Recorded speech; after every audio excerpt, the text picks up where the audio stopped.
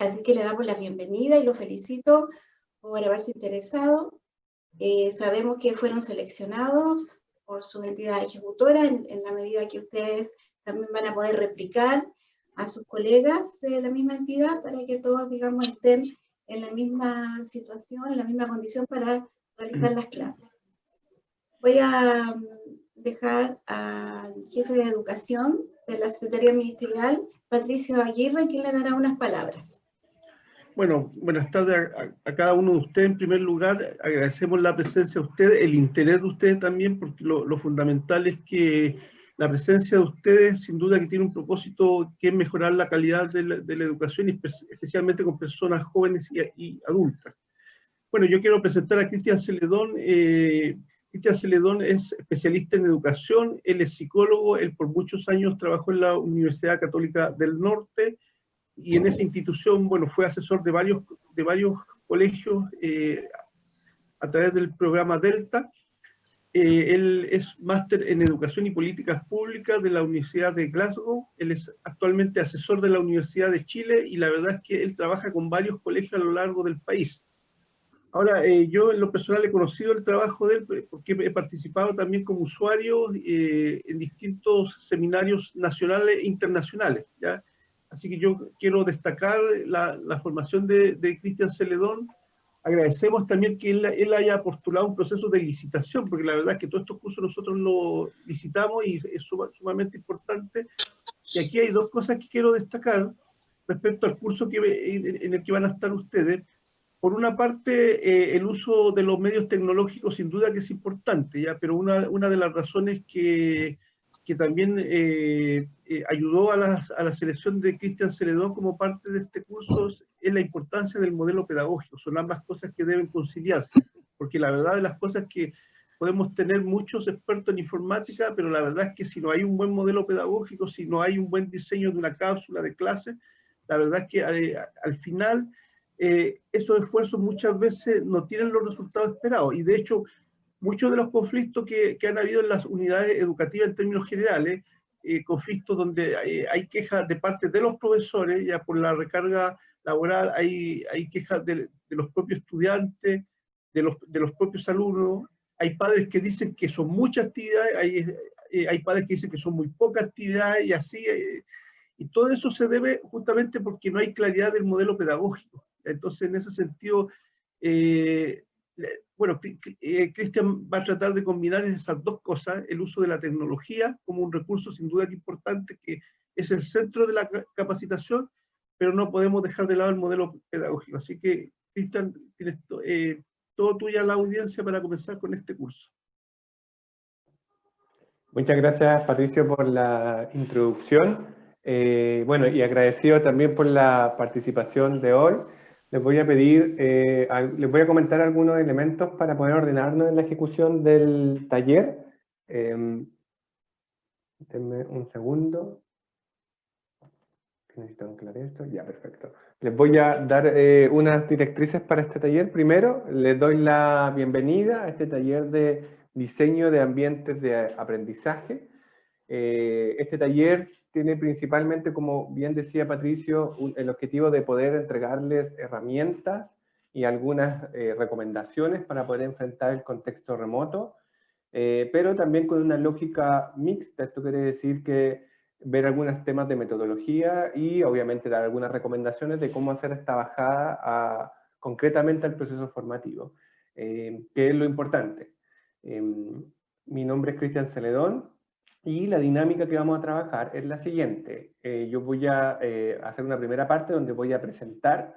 Les pido, por favor, poder mantener en silencio los micrófonos porque si no la grabación se interrumpe. Esta sesión está siendo grabada. Pero la idea es que ustedes después tengan este material posteriormente para apoyo. Además, es importante indicarles de que la presentación que yo voy a hacer también va a quedar disponible posteriormente para su revisión, por lo cual si es que ven alguna diapositiva que tiene harta información y no alcanzan a anotar cosas, no se preocupen porque después les va a llegar conjunto con esta grabación, así que pierdan cuidado con eso, porque hay algunas presentaciones que tienen harta información, ¿ya? Independientemente que en la primera parte yo presento, la idea es que ustedes también puedan participar, y ahí la participación se va a hacer a través del chat. ¿Cómo lo vamos a hacer? Yo voy a, en algunas partes de la presentación, hacerle algunas preguntas a ustedes directamente. Y la idea es que ustedes me puedan ir comentando sus respuestas en el chat y los vamos conversando. Es importante que puedan participar. En la medida que van participando, este taller les va a servir mucho más que si no participan. Así que aquí no tengan miedo de repente poner sus comentarios, poner las observaciones y responder a las preguntas cuando yo las vaya haciendo, porque eso es de gran utilidad para poder efectivamente ir contextualizando este taller. Y una vez terminado esta parte, después viene una segunda parte donde les voy a comentar más bien, donde vamos a tener la oportunidad de ver consultas, dudas, inquietudes que puedan existir, ¿ya? Entonces, si hay dudas más profundas, las podemos ver si es que existieran al final. Debiésemos estar trabajando aproximadamente unas 2 horas, eso quiere decir que vamos a estar terminando aproximadamente a las 5 de la tarde, ¿ya? A veces nos pasamos un poquito si es que hay algunas preguntas extras, pero habitualmente estamos dentro de la hora, ¿ya? Así que les pido por favor poder mantener sus micrófonos silenciados y en la primera parte vamos a trabajar a través del chat. Así que ahora les voy a compartir pantalla para iniciar la presentación. Denme un segundo. Ya. Un segundo para poner la pantalla. Perfecto. Como les comentaba inicialmente, les doy la bienvenida a este taller en línea llamado Diseño Básico de Ambientes de Aprendizaje en Contextos Remotos, donde principalmente vamos a estar haciendo lo siguiente. Yo les voy a comentar un poco dónde nace este taller. Como decía Patricio, en este contexto de pandemia me ha tocado capacitar un número importante de profesores y profesoras de todos los niveles, desde preescolar hasta posgrado, tratando de entregar herramientas de cómo enfrentar este contexto de pandemia que nos ha traído la necesidad de usar muchas tecnologías y muchas estrategias que habitualmente no eran parte de nuestro repertorio docente. Yo cuando inició esto, cuando empecé a hacer el trabajo en la Universidad de Chile de poder adaptarlo para la universidad, había mucha información, entonces revisamos algunos pasos clave y finalmente quedaron estos pasos que son importantes porque no solo son relevantes de hacerlo, sino que el orden también es relevante. Y les voy a comentar esto porque varios errores que se han cometido y que han generado la disrupción del proceso tienen que ver con la aplicación en algunas ocasiones errónea de los contextos remotos.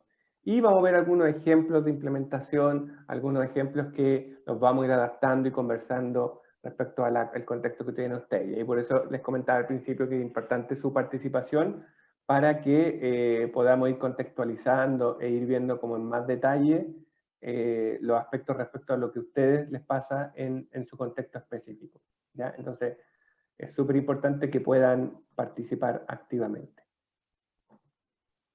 Y lo primero, empecemos con el paso 1, que es bastante importante y relevante que ustedes puedan tener en consideración a la hora de planificar o estructurar sus clases online, ¿ya? Lo primero que hay que tener en consideración y que es clave como paso inicial es que hay que entender que las lógicas de funcionamiento presencial y no presencial como modelos educativos son diferentes, ¿ya? Mucho se ha hablado en esta pandemia de que la educación presencial se está reemplazando con la educación remota y no funciona de esa forma. ¿Cuál es el problema o el error cuando yo lo visualizo de esa forma? Es que lo que hago yo es tomar lo que yo hago presencialmente y lo adapto así un poco a la fuerza a este contexto remoto. Y eso lo que genera es disrupción en el proceso porque son dos tipos o son dos modalidades de enseñanza diferentes que tienen características diferentes, metodologías diferentes, estrategias diferentes, donde el trayecto formativo es diferente.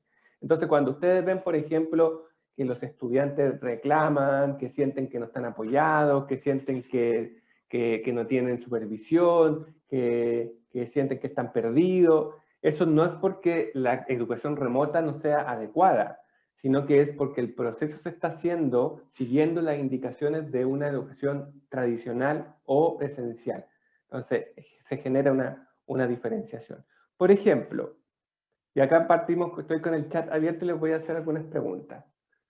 Por ejemplo, si yo les preguntase a ustedes respecto a los ritmos de aprendizaje, o sea, por ejemplo, la velocidad en que los estudiantes aprenden, si lo comparan con cuando lo hacían en un contexto normal, no en este contexto actual.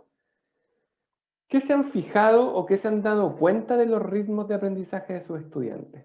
El que quiera comentar lo puede hacer en el chat. ¿Qué se han fijado? ¿Cómo es el ritmo de aprendizaje de sus estudiantes en este contexto de pandemia, donde han tenido que hacerlo con clases de repente por Zoom o por Meet o por WhatsApp, por ocupando redes sociales, mandando documentos?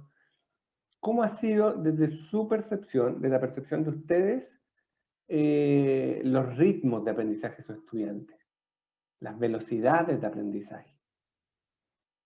Uno de los participantes dice que el ritmo ha sido más lento.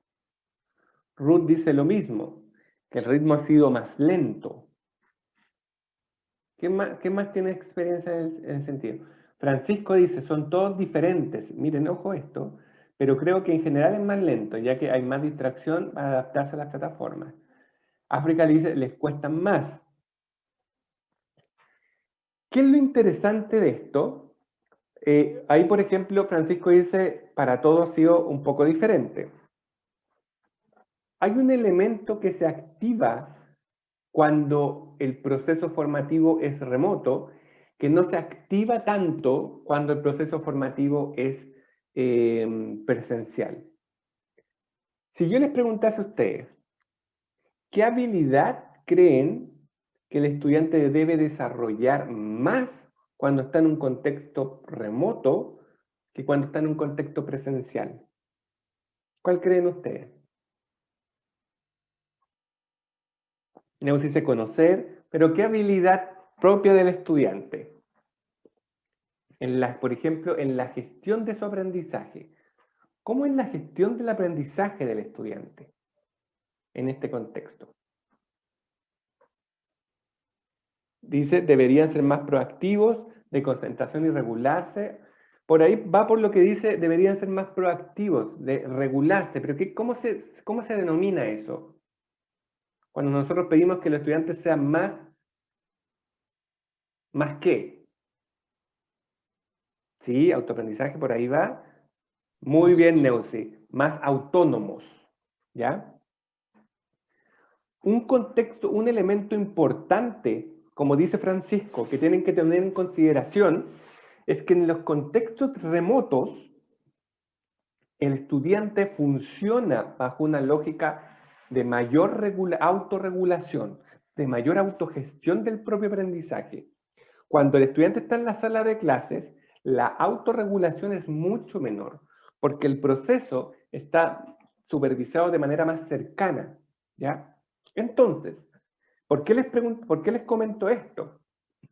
Porque, por ejemplo, cuando yo llevo el contexto tradicional, cuando yo ocupo las mismas guías que ocupo en un contexto tradicional, cuando ocupo los mismos materiales, las mismas estrategias, y las llevo y las traspaso a un contexto online, lo que sucede es que el estudiante debe enfrentar con niveles de autonomía mucho mayores un contexto que habitualmente lo trabaja de manera más bien supervisada, ¿ya? Entonces ahí empezamos a ver que se generan disonancias, porque ¿cómo el estudiante va a enfrentar un mismo material o un mismo recurso si en este contexto tiene que funcionar de manera más autónoma, ¿ya? Entonces, ¿qué es lo que genera eso? Genera que el estudiante, al verse en un contexto más autónomo, con el mismo tipo de material, el ritmo del estudiante se empieza a hacer más lento, porque él no tiene la misma capacidad de enfrentar en la misma velocidad, porque la capacidad de ser apoyado por un tercero, que en este caso sería el profesor o profesora, es menor. Entonces, cuando ven que sus estudiantes están avanzando más lento, tiene que ver con que el recurso o la estructura que yo estoy ocupando no está siendo la más adecuada. Ojo, en el contexto online o en el contexto remoto siempre se avanza un poquito más lento que el contexto presencial, siempre, ¿ya? Es muy difícil avanzar con el mismo ritmo, ¿ya? Algunos autores hablan que es de 1 a 2, ¿ya? Pero si están avanzando demasiado lento, tiene que ver con algo relacionado con la adaptación que yo estoy haciendo de mi proceso formativo, ¿ya? Uno de los elementos clave que hay que tener en cuenta, si ustedes me preguntasen, ya, pero ¿cuáles elementos críticos yo tengo que tener en consideración al momento, por ejemplo, de planificar mi proceso? Cuando yo tengo que estructurar mi proceso, ni siquiera estamos hablando de lo concreto, no estamos hablando de la actividad de clase, o la actividad, o el recurso, no, estamos hablando de planificación. Porque un error importante que se ha sucedido en esta pandemia es que se ha focalizado todo el esfuerzo en lo superficial y no en lo profundo, ¿ya? Y eso conlleva al error. Cuando digo superficial me refiero, por ejemplo, ya, lo que me voy a preocupar es generar los recursos o generar las actividades o generar los materiales, y todo eso es soporte del proceso, pero no es el proceso en sí. El proceso en sí está en mi planificación y estructura metodológica. Entonces, si ustedes dijesen, ya, ¿qué elementos clave yo tengo que tomar en consideración en mi estructura, en mi planificación, para que esto resulte de mejor manera? Lo primero, importantísimo, es la segmentación del contenido. ¿Qué se refiere a la segmentación? Que yo tengo que crear lo que en educación remota se llaman las cápsulas de aprendizaje. ¿Por qué es importante esto? Cuando yo tengo, ustedes por lo general tienen unidades y tienen que traspasar esas unidades. Esas unidades no están pensadas para ser traspasadas en un contexto online. Están pensadas para ser traspasadas en un contexto presencial, ¿ya? Porque acá en Chile la mayor parte de la educación escolar, por no decir casi toda, es más bien presencial. Entonces, cuando yo tomo esa unidad y la llevo a un contexto remoto y la empiezo a traspasar, estoy traspasando algo que se construyó y pensó para hacerlo con un estudiante en la sala de clase. Entonces, lo primero que yo debo hacer es segmentar el contenido. ¿Por qué? Porque el estudiante, cuando está en un contexto remoto, como está trabajando, como decía ahí Francisco, de manera más autónoma, y como decía Ruth también, su capacidad de asimilación es más recatada. O sea, él puede absorber menor cantidad de aprendizaje o desarrollar menor cantidad de aprendizaje que lo que podría hacer en una sala de clases donde existe otro espacio de aprendizaje diferente, donde efectivamente hay más estructuras de apoyo. Entonces, como es un proceso de aprendizaje en donde el estudiante pueda incorporar una menor cantidad de aprendizaje, yo tengo que segmentar. ¿Ya? ¿Qué quiere decir esto? Es más fácil que el estudiante aprenda un contenido si yo lo divido en hartos subcontenidos que si yo le traspaso todo el contenido de una. ¿Ya? ¿Por qué? Esto se llama, como algunos autores lo llaman los bits de contenido, que es mucho más fácil para el estudiante decir, ya, este es un inicio, un término, un contenido que tengo que aprender, un concepto, etc. Eso me es mucho más fácil aprenderlo si yo lo enseño de una manera articulada y segmentada, que si yo lo enseño como un todo gigante, ¿ya? Esto, por ejemplo, se ve mucho cuando ustedes tienen que hacer la planificación y ustedes van viendo qué contenido traspasar, por ejemplo, en una clase. Entonces ahora lo deben pensar, como para muchos de ustedes seguramente ya ni siquiera existen las clases, lo tienen que pensar en periodos de tiempo. Por lo general, uno trabaja entre una semana y 15 días. Entonces lo que yo voy diciendo es, ya tengo mi planificación, tengo los temas, como el temario de los temas que tengo que trabajar. Y esos temarios tienen obviamente subtemas. Entonces, lo importante que tienen que ir haciendo en ese punto es viendo cómo esos temas se pueden ir dividiendo en subtemas que sean más fáciles o más simples de traspasar al estudiante y que no se generen estos bloques gigantes de contenido que yo tengo que traspasar, como estos ladrillos de contenido, que finalmente lo que generan es que el estudiante se confunde y se pierde en el proceso. Ojo, que esto no quiere decir que este contenido segmentado se desconecta, sino que tiene que mantener una continuidad. Y ese es el segundo desafío grande. Hay que mantener una continuidad entre estos segmentos, pero se enseñan segmentadamente. Eso es súper relevante, ¿ya? Al estudiante es mucho más fácil cuando yo entrego el contenido segmentado que cuando lo entrego como un bloque grande, ¿ya? Un aspecto que ayuda mucho esto tiene que ver justamente, como dice Elvira, con la priorización. Porque ustedes me pueden preguntar, por lo general en este punto de los talleres, como dice Elvira, me preguntan, ya, pero ¿qué criterios utilizamos para segmentar? Porque en la segmentación hay que priorizar. O sea, obviamente, si yo estoy traspasando pequeños bits de aprendizaje, no voy a poder traspasar todo. Tengo que segmentarlo y tengo que priorizarlo. Al principio, cuando yo empecé a dar estos talleres en marzo, cuando recién empezamos la pandemia, era más complicado porque no existía la priorización. Pero ahora está el documento de priorización para todos los niveles. ¿Qué es lo importante de la priorización? Lo relevante de la priorización es que nos permite, como guía, establecer cuáles son los contenidos o los objetivos de aprendizaje más relevantes que tenemos que hacer este trabajo de segmentación y cuáles, definitivamente, por ahora, los dejamos de lado, ¿ya? Eso es bastante relevante. Después vamos a hablar un poco de los objetivos de aprendizaje. Mira, independientemente que en la educación de adultos todavía no haya una priorización, sí ustedes pueden ir viendo o pueden ir determinando cuáles son los que se han priorizado en los niveles habituales.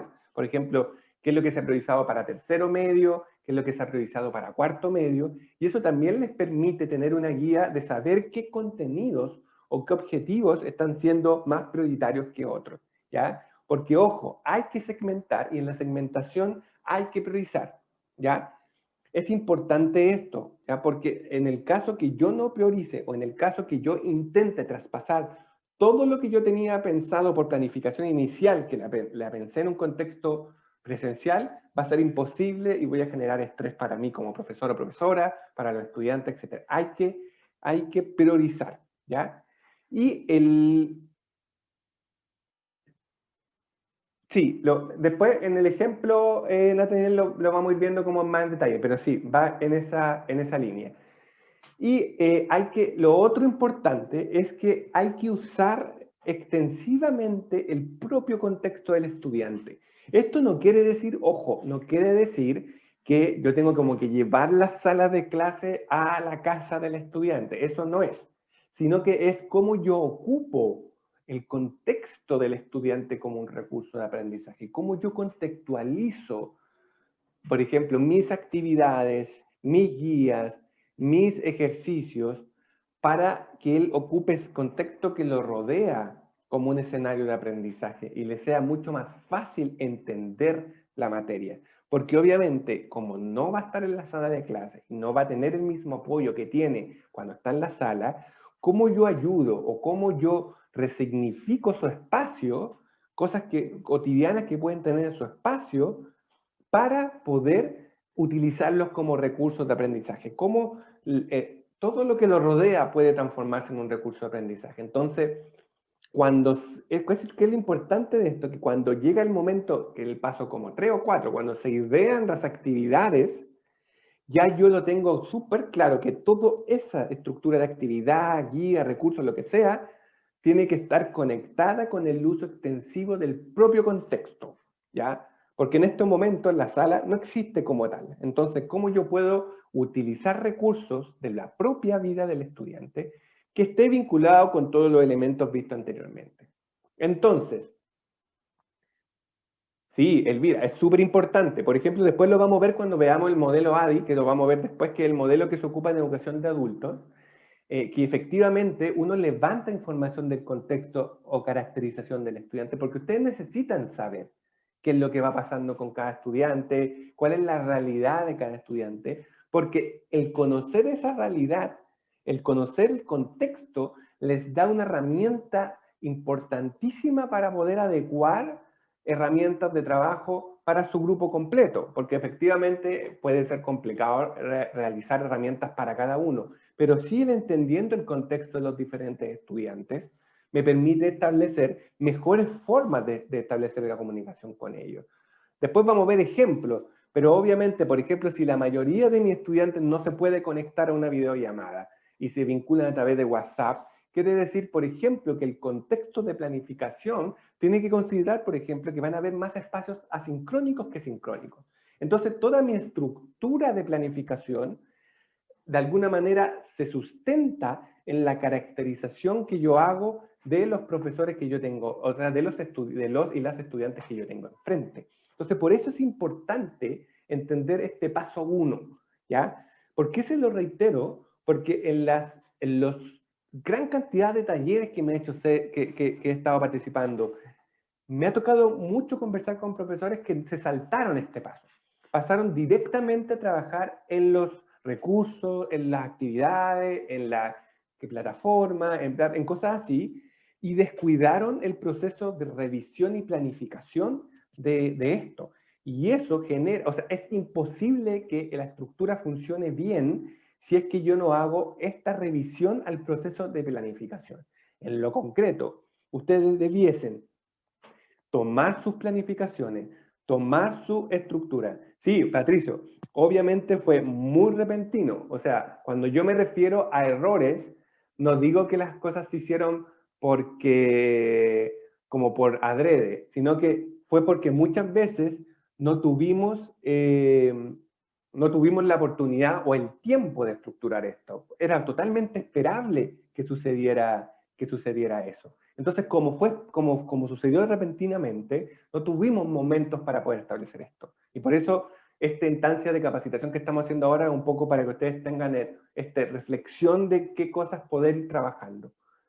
Entonces, cuando ustedes tengan su planificación o su estructura, ya, mira, esta es mi estructura de trabajo con mis estudiantes. Lo primero, como decía ahí, si no me equivoco, Elvira, lo primero importante ahí es identificar qué pasa para la estructura, qué pasa en la caracterización de mis estudiantes.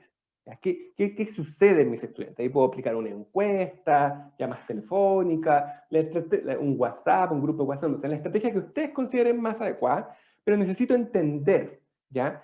Pero no es, ojo, en esto no es tan bien, está mal, cómo está tu familia. No es tanto eso. Sí, obviamente, siempre hay que estar preocupado del contexto pero es más bien cuáles son como ustedes tienen que hacer preguntas clave de los soportes de aprendizaje que él tiene. ¿Tiene su propio espacio? ¿Qué elementos tiene? Por ejemplo, de repente preguntar algunos conocimientos previos, etc. Y luego tienen que generar este proceso de segmentación y estructuración, basado en priorización, ¿ya? Ojo, independientemente que la priorización así, específicamente para educación flexible de adultos no exista, ojo, sí ya están las priorizaciones para los niveles en la educación tradicional, normal, y eso les sirve de guía, porque ya saben cuáles son porque la educación flexible ya está en alguna medida priorizada, entonces les sirve para saber claramente por dónde va el tema, por dónde tienen que apuntar, cuáles son los elementos claves a los cuales tienen que tomar más ojo. Además, algo también que ustedes pueden ocupar es también su propia experiencia docente. También ustedes saben qué objetivos y qué contenido y habilidades son más relevantes en comparación, por ejemplo, con otras que son más bien periféricas. Entonces, este es un paso número 1 importantísimo. Y acá, justamente quiero conversar un poco de los objetivos de aprendizaje, las priorizaciones. Esto está basado en la priorización normal, en la priorización que está establecida por el Ministerio de Educación para los cursos regulares. Pero igual es importante tomar en consideración algunos elementos porque entendiendo esto también les puede servir para identificar qué aspectos de la priorización les sirven para aplicarlo a su propio contexto de educación flexible. Lo primero, la priorización establece 3 tipos de objetivos priorizados. Están los nivel 1, 2 y no priorizados. Los nivel 1 son catalogados por el Ministerio como imprescindibles. ¿Qué se refiere que sean imprescindibles? Se refiere a que son objetivos progresivos, que si el estudiante no los aprende o no los desarrolla o no los domina, le va a afectar el subsiguiente proceso de aprendizaje. O sea, por ejemplo, Si el estudiante no logra el cumplimiento de ese objetivo, cuando ustedes intenten anclar el siguiente objetivo, él no va a poder porque no puede avanzar si es que no cumple esto. Como dice Elvira, son previos, tienen una gradualidad, tienen un escalonamiento. Entonces, cuando se califican como nivel 1, lo que te está diciendo la priorización es, este objetivo, si no lo tomas, si no lo dominas, le va a afectar de manera importante la progresión curricular. Como dice Nathaniel, los unos son un piso mínimo, son lo básico que debe dominar. Por eso les vuelvo a reiterar que si ustedes se fijan en las priorizaciones que están realizadas para la educación regular, les sirve como orientación, porque les dice, mira, estas para la educación regular, estos son los aspectos claves que se están definiendo. Entonces, si para la educación regular están definidos, yo tengo que ver cómo esto lo abordo en la educación flexible y obviamente voy dejando de lado aquellos que no están priorizados o que no son relevantes en este momento de pandemia. Y los objetivos número 2 son aquellos que son más bien integradores y significativos. ¿Qué se refiere a esto? Integradores se refiere a aquellos objetivos que se conectan entre diferentes disciplinas y significativos son los que apoyan el desarrollo de esta formación integral del estudiante. Entonces, aun cuando estos objetivos son también relevantes y por eso están también en el currículum, en este momento de emergencia no son la prioridad. La prioridad son aquellos que, como dice Nathaniel, son básicos y deben ser dominados porque si no, la brecha que el estudiante va a tener posteriormente va a ser mayor. Entonces, ustedes preguntaban ahí, la priorización, ¿cómo lo hacemos con la priorización? La pregunta que deben hacerse en la cabeza al momento de generar una priorización, esté o no esté en guía desde el ministerio, es pensar en esta progresión. Entonces, cuando ustedes analizan, piensen en la progresión de aprendizaje, porque ustedes en su cabeza tienen los aprendizajes, saben el orden, ¿ya? Entonces, asocien, por ejemplo, ¿qué aprendizaje es clave que si yo lo saco, derrumbo Piensen esto como una, no sé, me parece que Jenga se llama ese juego, en donde yo voy sacando las cositas, no sé, no me acuerdo cómo se llama, Jenga parece que se llama. Piensen en eso, o como dice el virus, una pirámide. Y yo voy sacando piezas. Piensen, hagan este ejercicio. Si saco esta pieza, ¿se me derrumba la pirámide o no se me derrumba la pirámide? Si se derrumba, quiere decir que el sacar ese objetivo, el sacar ese contenido, va a afectar a lo que viene después. Pero si no se derrumba, quiere decir que no estoy afectando el contenido que puede venir posteriormente. ¿Ya? Ojo con esto, porque lo que se prioriza mayormente en la priorización curricular son los objetivos de habilidad más que los objetivos de conocimiento y comprensión. Por ejemplo, y para ver si me van entendiendo, si le hiciera la pregunta, ¿por qué creen ustedes que los objetivos de habilidad, los OA de habilidad, fueron más priorizados que los objetivos de conocimiento y aprendizaje? ¿Por qué? ¿Por qué creen ustedes que pasa, que se hace esa determinación, que tiene una lógica detrás, que tiene que ver con lo que estamos conversando? ¿Por qué creen ustedes eso?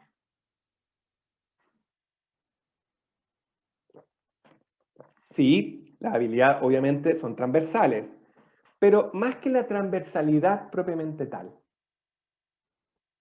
¿Cómo tú desarrollas la habilidad? Cuando ustedes ven los OA de habilidades, que están con letra, F, papá. Cuando ustedes ven los OA de habilidades, ¿cómo van avanzando esos OAs? ¿Qué les llama la atención de la manera en que se ordenan esos OA? Sí, son prácticos, pero más que prácticos. Muy bien, Elvira, van de menos a más. ¿Qué se refiere que van de menos a más? ¿Qué se refiere que van de menos a más? son progresivos, exactamente. ¿Ya? Como dice María Eugenia, como dicen, son progresivos. ¿Qué quiere decir que sean progresivos? ¿Qué pasa si yo tengo esta pirámide o tengo esta base y no paso el objetivo o el OA básico de habilidad? ¿Qué pasa con el resto? Se cae. ¿Ya? A diferencia de los contenidos. Ojo con eso. Por ejemplo, yo le hago una pregunta. ¿Hay aquí algún profesor que haga historia? ¿Hay algún profesor de historia por aquí?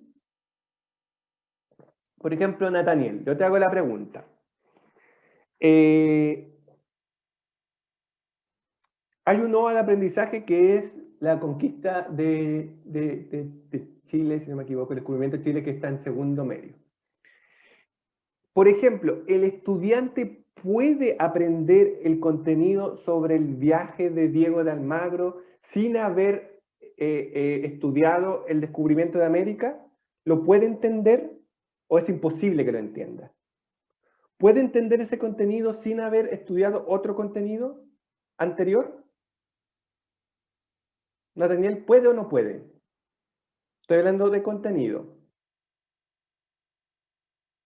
¿Qué creen ustedes?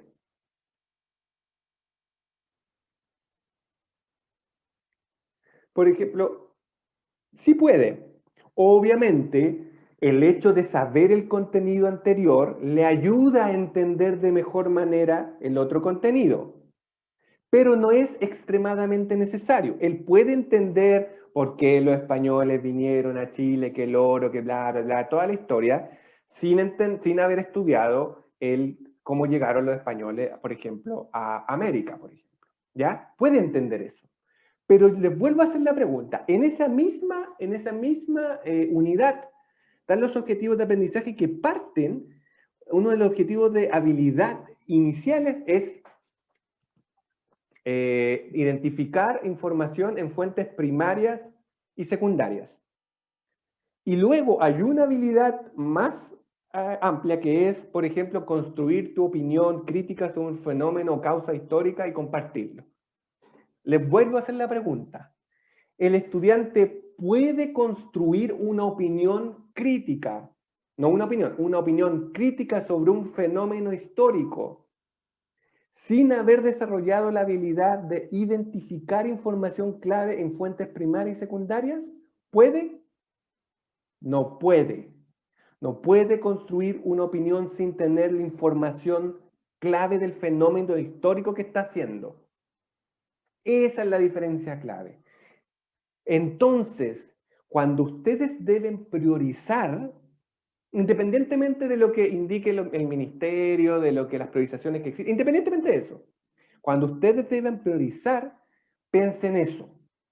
¿Cuáles son los objetivos de aprendizaje que son escalonados y que si yo no los cubro, no puedo seguir construyendo el siguiente aprendizaje? Ese es el elemento clave que ustedes deben tener en consideración. Como dice Elvira, el key aspect, el elemento clave que ustedes deben tener en consideración cuando priorizan. ¿Ya? Si saco esto, ¿derrumbo la torre o se mantiene? ¿Ya? Si se derrumba, no puedo sacarlo. Pero si no, puedo avanzar. Y si yo les puedo recomendar algo, siempre prioricen la habilidad. Porque si después, muchos profesores y profesoras me preguntan, ¿cómo yo puedo disminuir las brechas que van a tener el 2021? Corregir una brecha de conocimiento, ¿qué es más fácil? Yo les pregunto a ustedes, ¿corregir una brecha de conocimiento o corregir una brecha de habilidad? ¿Qué es más fácil? Ustedes que decían que hay que nivelar. ¿Qué es más fácil? ¿Nivelar un conocimiento o nivelar una habilidad? Es mucho más fácil el conocimiento. Es mucho más fácil nivelar el conocimiento. Es mucho más complejo nivelar una habilidad. ¿Ya? Cuando yo trabajo con educadoras de párvulo y les digo, ¿qué es más fácil? ¿Que el niño aprenda del 1 al 10 o que el niño aprenda a hacer el conteo y el ascendente y descendente? Obviamente son mucho más difíciles porque lo otro se puede aprender de memoria. ¿Ya? Entonces es mucho más complejo. Y cuando se habla de dominar, si se fijan, la priorización curricular habla de que yo tengo que asegurar el dominio. Entonces, cuando se refiere a asegurar el dominio, lo que se está refiriendo es que yo tengo que lograr que ese objetivo, esa habilidad vinculada con ese objetivo, sea adecuada. A mí no me sirve, por ejemplo, como decía, como estábamos hablando con Nathaniel de historia, a mí no me sirve que el estudiante se aprenda de memoria sucesos históricos, si no es capaz de asociarlo para generar una opinión crítica. ¿Ya? No me sirve de nada. Entonces, en lo concreto, el conocimiento sirve de base para establecer y desarrollar la habilidad, pero el conocimiento sin habilidad no sirve de nada. ¿Ya? Eso es aprenderse de memoria y punto.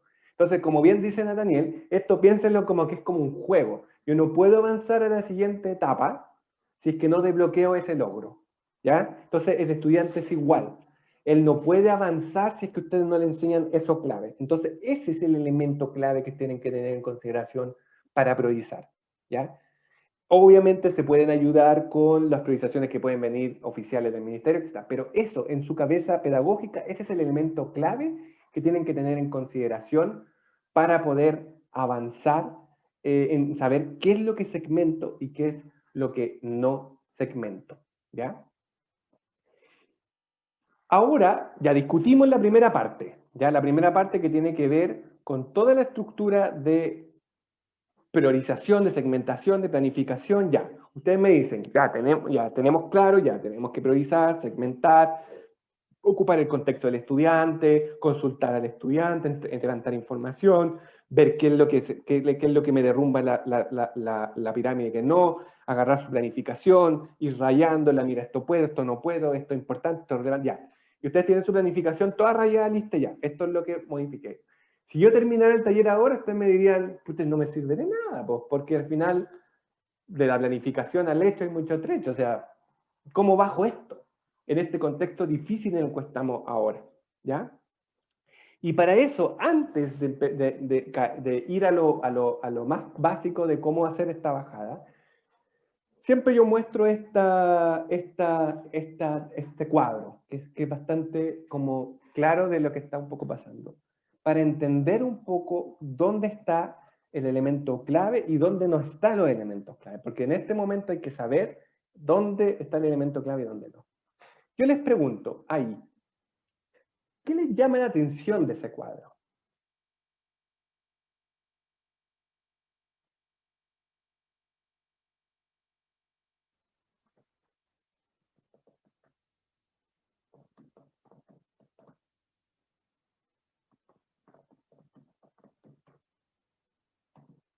¿Qué les llama la atención de este cuadro?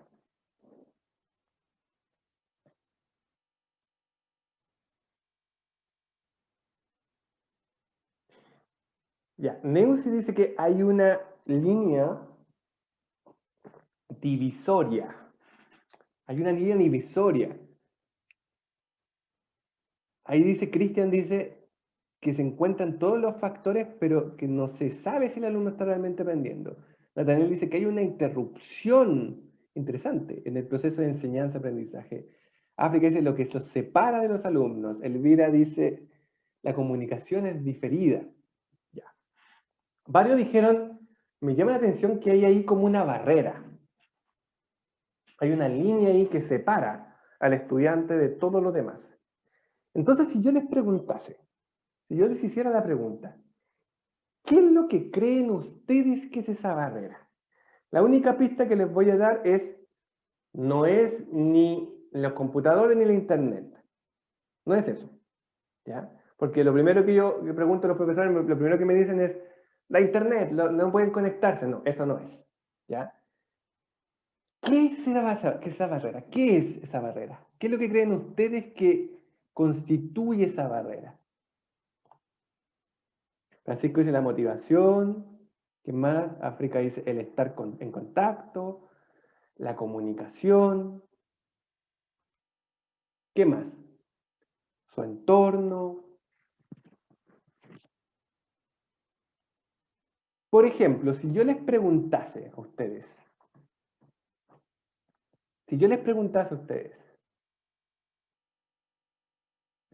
Acá tengo tres relaciones: estudiante-contenido, estudiante-docente, estudiante-compañeros. Si yo le preguntase, de esas tres relaciones, ¿cuál es la que se ha visto más afectada con la pandemia? ¿Estudiante-contenido, estudiante-docente o estudiante-compañeros? ¿Cuál es la que se ha visto más afectada durante la pandemia? Y no son los compañeros.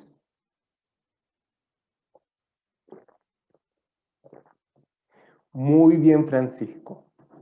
Muy bien, Patricia. Les voy a explicar el por qué.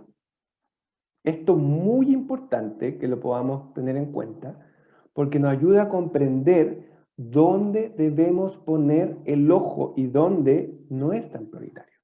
¿Ya? Vamos a hacer este dibujo. Ahí tenemos un estudiante, está acá, perdonen mi dibujo, pero es lo que hay. Tenemos un estudiante ahí que está en la casa, sentado, leyendo una guía que ustedes le enviaron y está estudiando. ¿Ya? Este es el estudiante y este es el contenido. Ahora, repliquemos la misma situación del estudiante.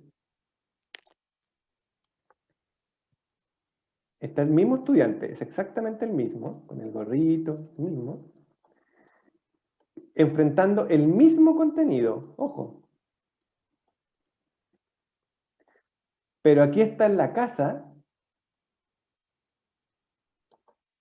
y aquí está en la sala de clases, rodeado de sus compañeros y con profesor o profesora al frente explicándole. ¿Qué diferencia hay entre esto y esto? ¿Qué diferencia hay? Excelente, Neusi. Por lo general, esto demora un poco, me ahorraste como 5 minutos de pregunta. Perfecto, Neusi. La diferencia es que el proceso de mediación en la interacción entre el estudiante y el contenido cambia. No es que el estudiante cambia con sus compañeros porque aquí tiene compañeros, aquí no. Ese no es el factor clave. El factor clave es que esta mediación ocurre acá, media los compañeros, el contexto y el profesor. Aquí el estudiante está solo junto al contenido. Entonces, ese aspecto es el clave que nosotros tenemos que tener en consideración. Esa es la barrera. No son los compañeros, no es la internet, no es la comunicación, no es el computador, no es nada de eso. Es que la interacción cuando el estudiante se vincula con el contenido, en este contexto que vemos aquí, es filtrado. En este contexto, no. Entonces, el desafío es cómo yo como profesor logro mediar este proceso sin estar necesariamente presente. Ese es el desafío clave. Entonces, la relación clave es el estudiante con el contenido y los otros elementos son solo elementos de mediación, no son la clave. Porque si yo me fijo en que quiero potenciar la relación de este estudiante con sus compañeros, esto no es lo que genera el aprendizaje. Este es lo que genera el aprendizaje. Estos elementos son solo de soporte. ¿Ya? Ustedes como profesores no son el profesor sabio que les viene a iluminar. Ustedes son un mediador, un facilitador de un aprendizaje, de un proceso que ocurre entre el estudiante y el contenido. Y ustedes median ese proceso. Y le van enseñando al estudiante cómo él debe afrontar este proceso de aprendizaje. Pero el proceso de enseñanza-aprendizaje ocurre entre el estudiante y el elemento que debe aprender. ¿Ya? Entonces, cuando yo focalizo el esfuerzo, por ejemplo, en pensar que la relación más importante es estudiante y compañeros, pierdo el foco en cuál es la relación clave que yo debo potenciar. Entonces, por eso cuando yo le hablaba de entender el contexto, es cómo yo genero que este contexto, que todos los recursos que están en este contexto me ayuden a mediar este proceso de una manera más adecuada. Que puede ser en un espacio asincrónico, sincrónico, eso da lo mismo. Yo he visto procesos muy buenos que no tienen ni una clase sincrónica, ya están totalmente llevados de manera sincrónica. Y procesos muy malos que tienen mucha conexión sincrónica y igual funcionan mal. Eso no tiene que ver con la conexión. Esta barrera que está aquí no tiene que ver con la conexión, tiene que ver con cómo yo ideo y planifico mi estructura de mediación y logro estar ahí sin necesidad de estar presente. ¿Cómo guío ese proceso? Entonces, cuando yo les muestro este cuadro lo tienen que tener súper claro en su cabeza, porque cualquier actividad, recurso, planificación que hagan, deben tener en consideración que esta relación importante es la del estudiante con el contenido y los otros elementos son más bien de soporte, de mediación de ese proceso. ¿Ya? ¿Qué es lo importante? Sí, lo mismo, eso mismo como dice tú, Nancy. ¿Qué es lo importante que hay que tener en cuenta? ¿Cómo ustedes se pueden dar cuenta? Porque de repente cuando estamos haciendo docencia, es súper difícil para nosotros darnos cuenta de cuándo estamos solo cambiando cosas superficiales y cuándo estamos trabajando en lo realmente importante. Y para eso hay un modelo que se llama ADI, que viene de las siglas de analizar, diseñar, desarrollar e implementar, que se ocupa mucho en la formación de adultos, ¿ya? Que tiene estas 5 etapas, ¿ya? Desde analizar hasta evaluar. El modelo lo que te dice es que hay cambios que son más bien superficiales y cambios profundos. Por ejemplo, si se fijan en la ejecución, en el desarrollo y implementación, hay preguntas como ¿cuáles son los recursos? ¿Cuál será mi ambiente de aprendizaje? Etcétera, ¿ya? Entonces, por ejemplo, si todo su proceso de cambio o su proceso de ajuste ha estado más vinculado con los recursos de aprendizaje y con los ambientes de aprendizaje, sus cambios, ambientes se refieren más que nada a las actividades, sus cambios han sido más bien superficiales. Entonces, si sus estudiantes están teniendo problemas en el proceso, es principalmente porque los cambios y ajustes son solo cosméticos o superficiales. Y eso lo que genera es que no genera el impacto real que debiese tener en sus estudiantes. Las preguntas claves que hay que hacerse en esta etapa es las que están más profundas. Por ejemplo, ¿cuáles son las metas que yo quiero cumplir? Ahí alguien preguntaba, si no me equivoco, Nathaniel, se me perdió ya porque comentan harto, que preguntaba sobre los indicadores de aprendizaje. Esa es una pregunta profunda, porque me estoy preguntando qué es lo que ellos debiesen cumplir. ¿Cuál es la caracterización y necesidades? Alguien decía de aplicar, por ejemplo, una encuesta. ¿Cuál es el contexto de mis estudiantes? ¿Qué recursos requiero y cuáles tengo? Por ejemplo, yo puedo decir, ya, mira, mis estudiantes no se pueden conectar. Entonces ese no es un recurso que yo puedo ocupar. ¿Ya? Cuando yo digo, no puedo hacerlo porque mis estudiantes, estoy pensando en la parte de arriba, en la implementación, no en la parte profunda, es qué recursos tengo, qué tengo a la mano para poder generar este proceso. Y construyo sobre eso, no al revés, ¿ya? No es, ya, qué recursos veo en internet, lo rescato y lo ocupo. No, es qué lo que tengo yo que puedo hacer para mis estudiantes, porque eso facilita un montón el proceso y no hacen que choquen con estas barreras que tienen que ver, por ejemplo, con aspectos de conexión o con elementos de ese tipo. Y luego vienen preguntas intermedias que tienen que ver con, por ejemplo, cuáles son los indicadores que debo cumplir, cuál será la estrategia pedagógica a utilizar y cómo han funcionado anteriormente esta estrategia. Entonces, la adaptación que debiesen hacer debiese estar más vinculada con estos puntos de aquí que con estos puntos de aquí. Si, por ejemplo, las preguntas que se han hecho tienen que ver más con qué recursos estoy ocupando, cómo son mis actividades, qué ambiente de aprendizaje estoy ocupando, si ocupo WhatsApp o ocupo videollamadas, si están haciéndose esas preguntas, seguramente los cambios que han hecho son más bien superficiales y es muy probable que eso genere problemas en el proceso formativo de esos estudiantes. Pero si sus preguntas son más profundas, es posible que el cambio va a tener mucho más lógica y sentido. Y para hacer este proceso es bastante importante involucrar a los estudiantes. Porque, por ejemplo, ustedes pueden decir, ¿cuáles son mis metas de aprendizaje?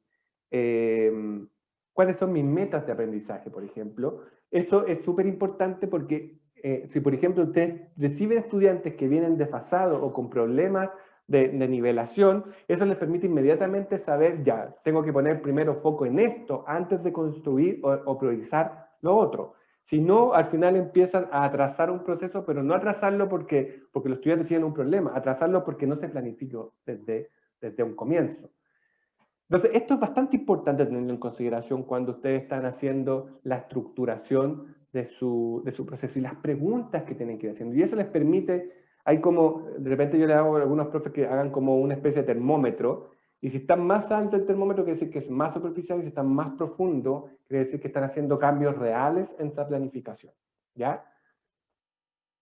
¿Y cómo podemos llevar esto? Una de las herramientas que yo les recomiendo, que yo he visto que ha funcionado bastante bien con los docentes de este contexto de pandemia, es la aula invertida. ¿Ya? ¿Por qué esto es importante? Porque la aula invertida saca la presión de tener que hacer esta clase sincrónica única y que la clase sea el único espacio donde yo puedo desarrollar el aprendizaje del estudiante. Y construye espacios asincrónicos o espacios remotos en donde yo puedo ir avanzando con el estudiante sin necesidad de que yo esté con el estudiante ahí. ¿Cuál es el objetivo de esto? Es crear lo que algunos autores llaman una conversación pedagógica guiada con una estructura de aprendizaje ubicuo.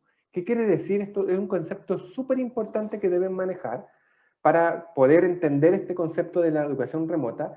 Es esto del aprendizaje ubicuo, que es de Bourboulez, que habla de que el estudiante aprende en todo espacio, todo tiempo y todo lugar, ¿ya? En donde ya la sala de clase o el espacio sincrónico con el estudiante no es el único espacio como trascendental donde ocurre el aprendizaje, sino que yo adecuo ocupando la planificación que mostrábamos anteriormente, el ADI y lo que hablamos al principio de la planificación, cómo yo adecuo para que el estudiante pueda aprender en todo espacio, en su casa, cuando va al supermercado, cuando sale. Entonces, todos mis ejercicios, todas mis estrategias son contextualizadas al entorno en que el estudiante se mueve. Por lo general, mis estudiantes se van a mover en entornos similares.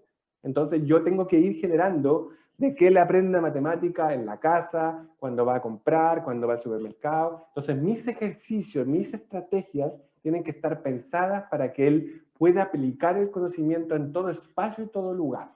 ¿Ya? Esto es extremadamente útil en la educación de adultos, porque la educación de adultos tiende a ser más práctica, tiende a ser más concreta. ¿Ya? Yo tengo que explicarle cómo estos elementos afectan en su vida del día a día.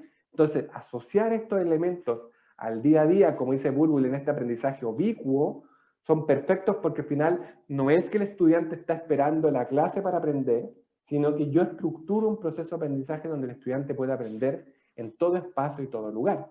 Entonces, esto lo que genera, o lo que me ayuda, es que genera estos espacios sincrónicos, asincrónicos, donde si se fijan, la clase que puede ser esta videollamada, o el espacio por WhatsApp, cualquier espacio que puedan tener, pasa a ser lo mínimo, y la mayor parte del proceso ocurre fuera de ese espacio. Porque finalmente, para ser realistas, principalmente ustedes van a tener más espacios asincrónicos que sincrónicos. Seguramente ya les ha pasado. Y cada uno de estos espacios tiene que tener al menos estos 4 elementos. La activación de conocimientos previos, la introducción al contenido, aplicación de contenido y síntesis de contenido, integración de contenido. Siempre tiene que ir trabajando ese ciclo, ¿ya?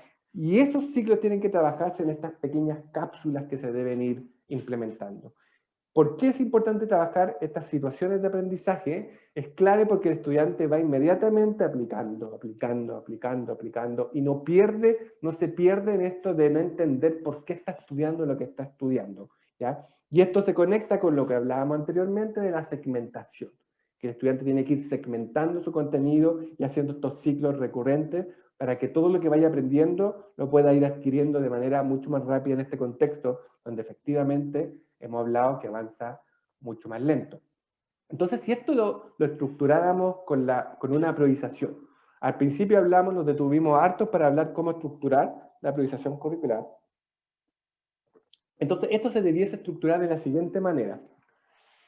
Los espacios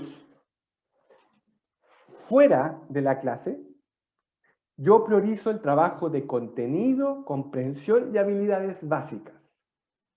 Si es que tengo espacios sincrónicos de trabajo, yo priorizo el trabajo de habilidades, principalmente habilidades más complejas. Esto es gradual. ¿Qué quiere decir?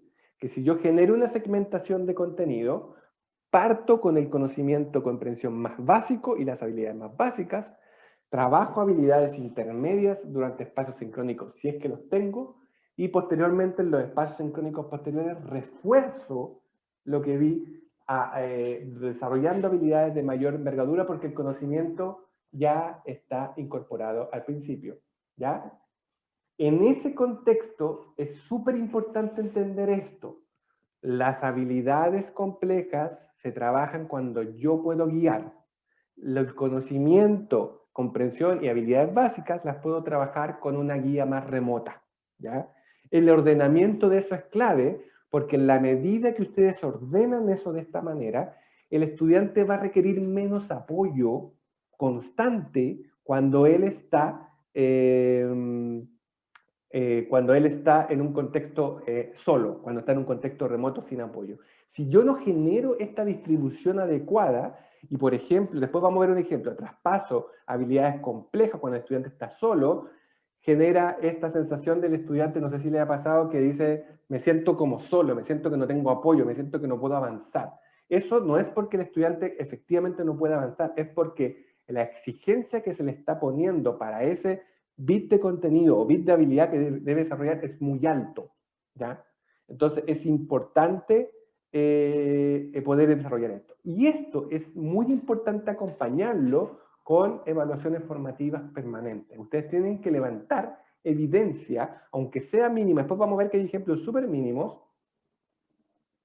de levantar evidencia. Y ustedes requieren levantar evidencia para poder comprender si el proceso que ustedes están haciendo está siendo útil o no. Y esto obviamente acompañado con nivelación relacionado con el estado, el bienestar psicológico y socioemocional tanto de ustedes de sus estudiantes. Obviamente si ven que los estudiantes están muy complicados, muy saturados, no puedo seguir avanzando porque si no, no me van a estar entendiendo. Y estas cápsulas debiesen repetirse bajo un contexto como se muestra a continuación, ¿ya? ¿Cuál es la idea de esto? La idea de esto es ordenar este proceso, porque este proceso, bajo esta pandemia, ha sido muy desordenado. Mucha razón tenían ustedes cuando decían, es que al principio como que esto nos llegó de golpe, entonces ahora lo importante es poder ordenar esto, tener una lógica clara. Entonces, esto es súper importante tener como súper claro este orden de trabajo, esta estructura de trabajo donde puedan ir generando estos bits, estas cápsulas, estas segmentaciones de contenido e irlas trabajando articuladamente entre cada una y desde lo menos complejo a lo más complejo. Entonces ustedes van armando ya. Y se ponen metas reales, eso es lo más positivo, que se pueden poner ya, mira, mi meta es esta primera semana, que aprendan esto que es un contenido priorizado, ¿verdad? Esa es la meta número 1. Ya, avanzan con esa meta, avancemos en número 2. Van construyendo pequeñas metas, porque eso también va ayudando a los estudiantes. Aquellos no ven como un proceso, como una montaña grande que tienen que llegar arriba, sino que van viendo como cerritos de que se va avanzando.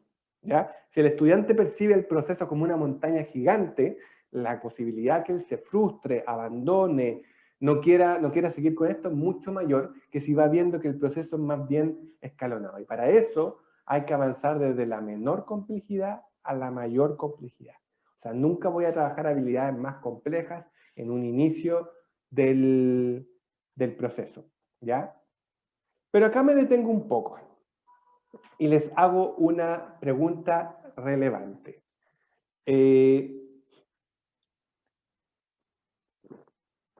¿Cómo creen ustedes que se logra esa conversación pedagógica guiada? ¿Cómo yo puedo guiar al estudiante sin estar ahí? ¿Ya? Por ejemplo, si yo me mando un ejercicio a un estudiante, o le mando una guía, o un video que quiero que estudie para que cuando nos encontremos pueda tener quizá un conocimiento básico aprendido. ¿Cómo yo guío el aprendizaje? ¿Cómo yo puedo guiarlo? ¿Cómo puedo generar una conversación con él? Explicarle qué es lo que tiene que focalizarse, explicarle cuál es como... Lo mismo cuando estoy en la sala y le digo, ¿te fijáis de esto y esto? ¿Cómo lo puedo guiar sin estar ahí? ¿Qué herramienta básica pedagógica puedo ocupar? ¿Qué creen ustedes? Muy bien, Neusim, muy bien. Aplicando preguntas, ¿ya? Pero aquí viene otra pregunta. ¿Es cualquier pregunta?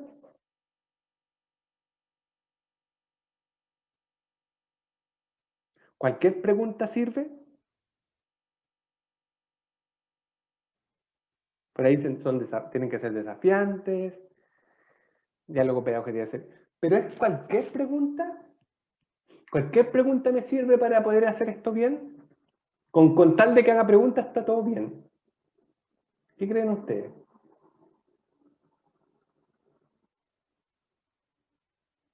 Francisco dice, hay que generar el interés, que lo puedo generar a través de preguntas. Pero aquí hay que tener cuidado, ¿ya?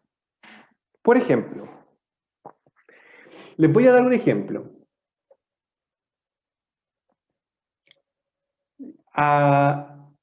En abril empecé a asesorar a un grupo de profesores de un establecimiento. Esto mismo que estamos haciendo ahora. Y después hice seguimiento.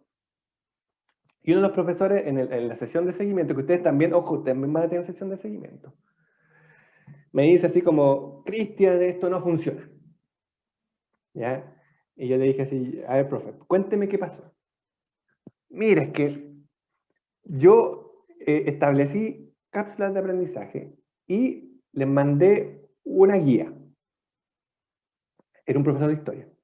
Y quería que la leyeran.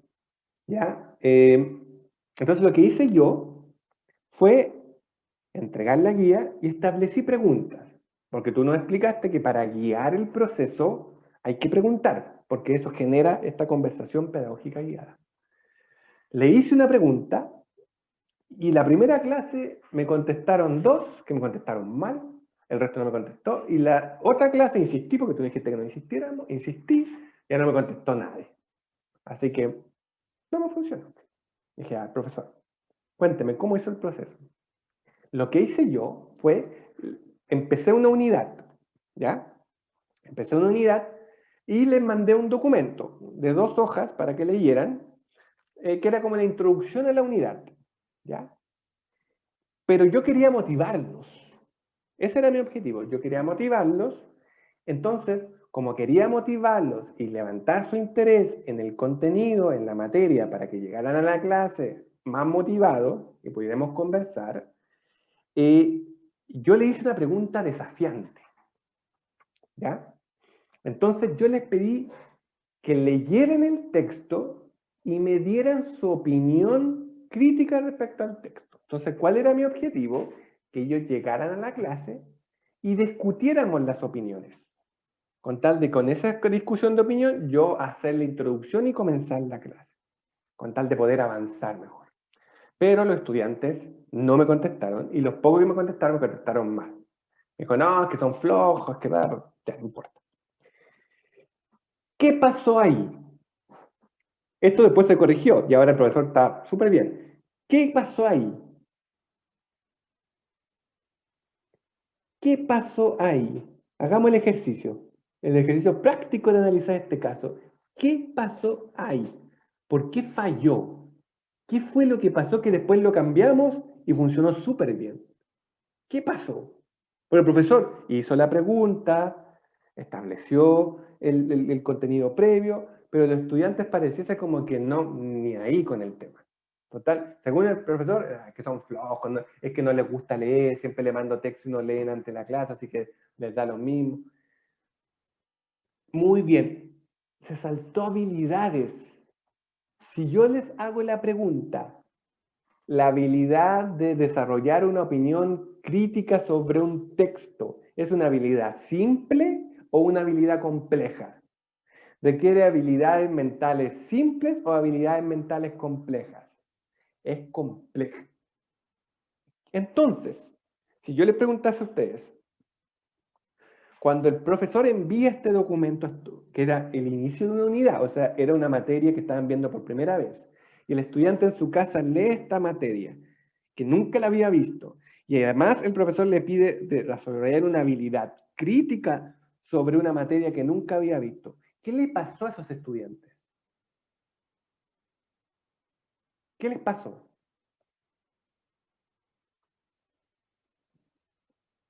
La desmotivación vino después, pero ¿qué les pasó?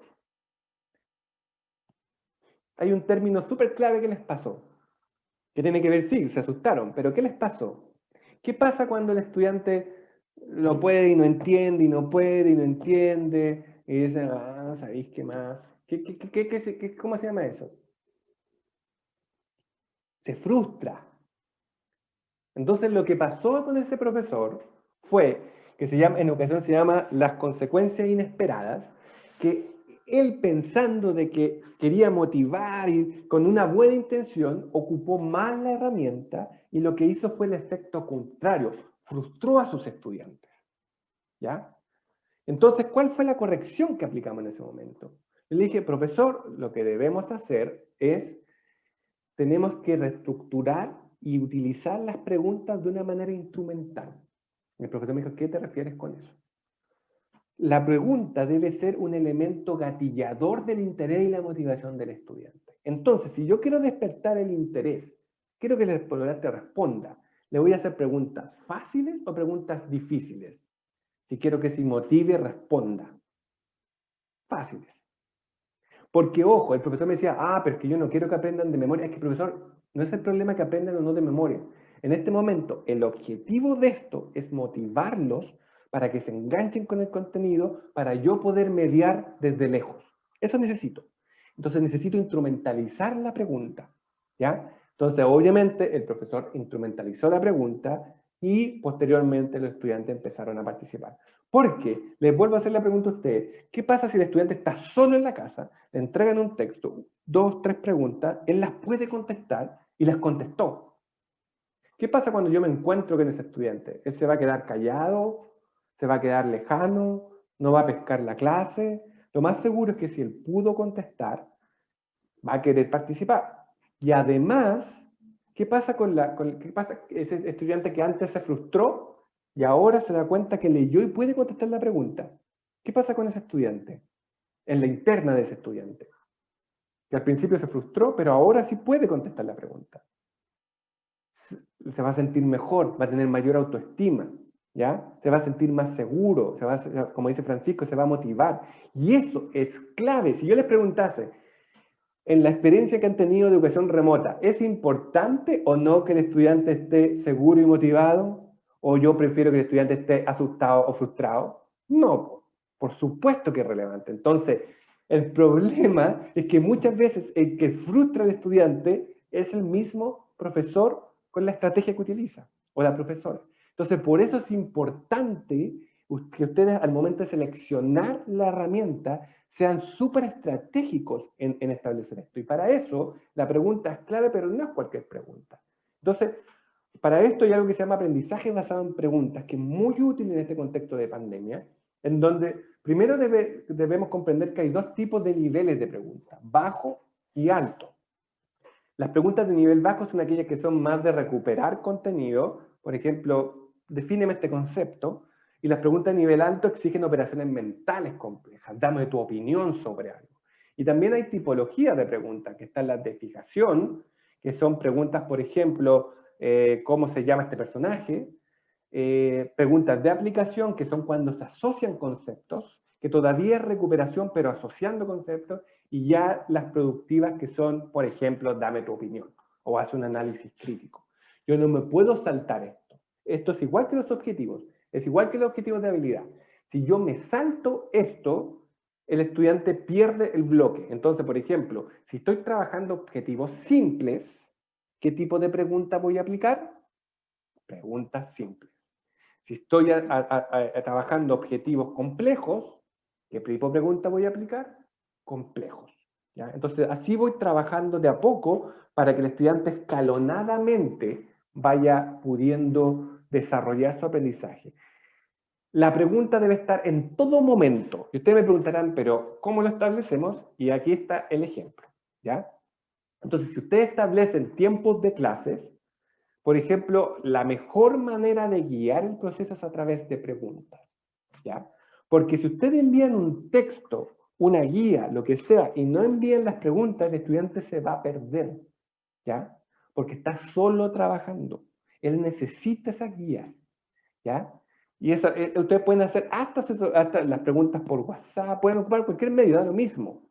Pero la pregunta es clave porque la pregunta le sirve al estudiante cuando está enfrentando el texto, cuando está trabajando la guía, la pregunta le sirve para focalizarse. Esto es lo que quiere el profesor que yo encuentre. Esto es lo que quiere la profesora que yo resuelva.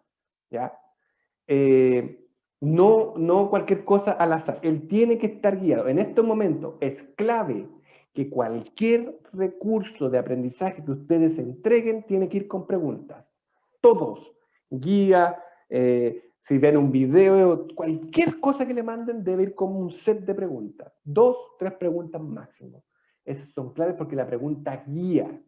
Cuando yo leo un texto con la pregunta, yo escaneo el texto buscando la respuesta. Estoy más concentrado. Cuando yo leo un texto sin preguntas, yo voy leyendo sin saber qué es lo que quiere que el profesor sepa. ¿Ya? Eso es súper importante. Y ahí, por ejemplo, en el ejemplo que se muestra ahí, muestra, por ejemplo, cómo yo empiezo de lo más simple, preguntas simples, de bajo nivel, de fijación, y voy avanzando en la medida que el estudiante avanza, va, como decía uno, me acuerdo, Nathaniel parece que dijo, desbloqueando logros, a la medida que va desbloqueando logros, yo voy aumentando el nivel de complejidad de la pregunta. Y si veo que es muy compleja, retrocedo al nivel anterior, resuelven la pregunta, se sienten bien, vuelvo a la más difícil, y si la responden, paso a la siguiente, y voy avanzando de manera escalonada. Lo bueno es que cuando yo los voy acostumbrando a esta dinámica, ya después no es necesario volver a preguntas tan simples, porque ya generar una dinámica y puedo partir ya de preguntas intermedias hacia arriba. Entonces, por ejemplo, en el caso que yo les preguntaba, el profesor ordenó esto. Esto lo creé después de ese caso, porque me di cuenta que necesitaba explicarles cómo ordenar las preguntas. Y el profesor, trabajamos esto, y claro, lo que pasó después es que los estudiantes se empezaron a sentir más seguros, ¿ya? Las correcciones que tuvo que hacer después es que los estudiantes no llegaban a la profundidad que él quería, y ahí tuvo que hacer algunas correcciones de cómo iba trabajando esto en el tiempo. Pero efectivamente generó una activación. Yo le decía, profesor, es que lo que pasó a usted es que usted activó el diálogo, usted activó esta conversación pedagógica ya. Entonces ahora tiene que ir en el pimponeo permanente. Me ha pasado con algunos profesores, por ejemplo, de cursos más pequeños que le piden, profesor, se olvidó de enviarnos las preguntas, porque se acostumbran, además porque la pregunta se vuelve en un soporte. La pregunta se vuelve en el profesor sin estar ahí, ¿ya? Se vuelve en el guía, en el mediador sin estar ahí. Entonces yo medio el proceso a través de las preguntas, ¿ya? Y eso es súper importante. Y si se fijan, recién, después de casi una hora de hablar, recién llegamos a los recursos de aprendizaje, que para muchos profesores y profesoras fue como la prioridad número 1 cuando empezó esta pandemia, que no es la prioridad número 1, es la prioridad 3, ¿ya?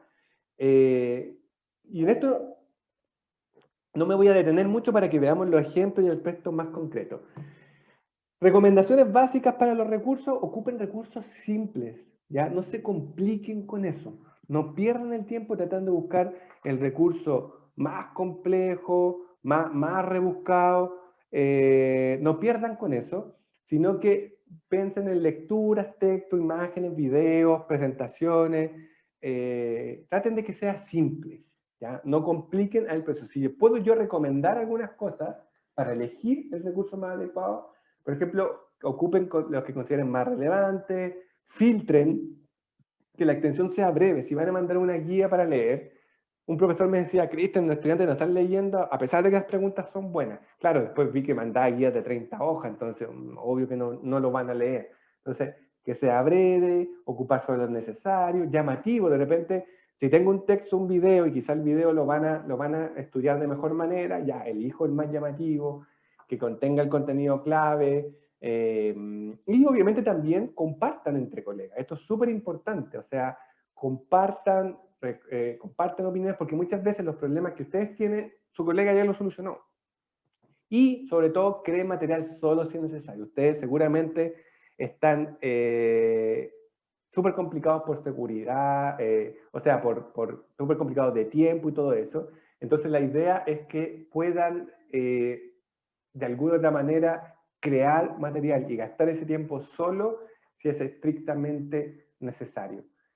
Y la actividad es lo mismo, hagan actividades simples, por ejemplo lo que hablábamos recién, revisión guiada de contenido, un quiz. Ahí una profesora decía los cuestionarios son una súper buena herramienta, cuestionarios pero simple. No piensen como en la pregunta más compleja, acá no se trata como de pillar al estudiante, piensen en cuestionarios simples que le ayuden al estudiante a ir ejercitando y ir asegurando que él vaya efectivamente aprendiendo. Espacio de ejercitación, foros de repente, pueden dejar un chat, un WhatsApp donde se vaya conversando el tema.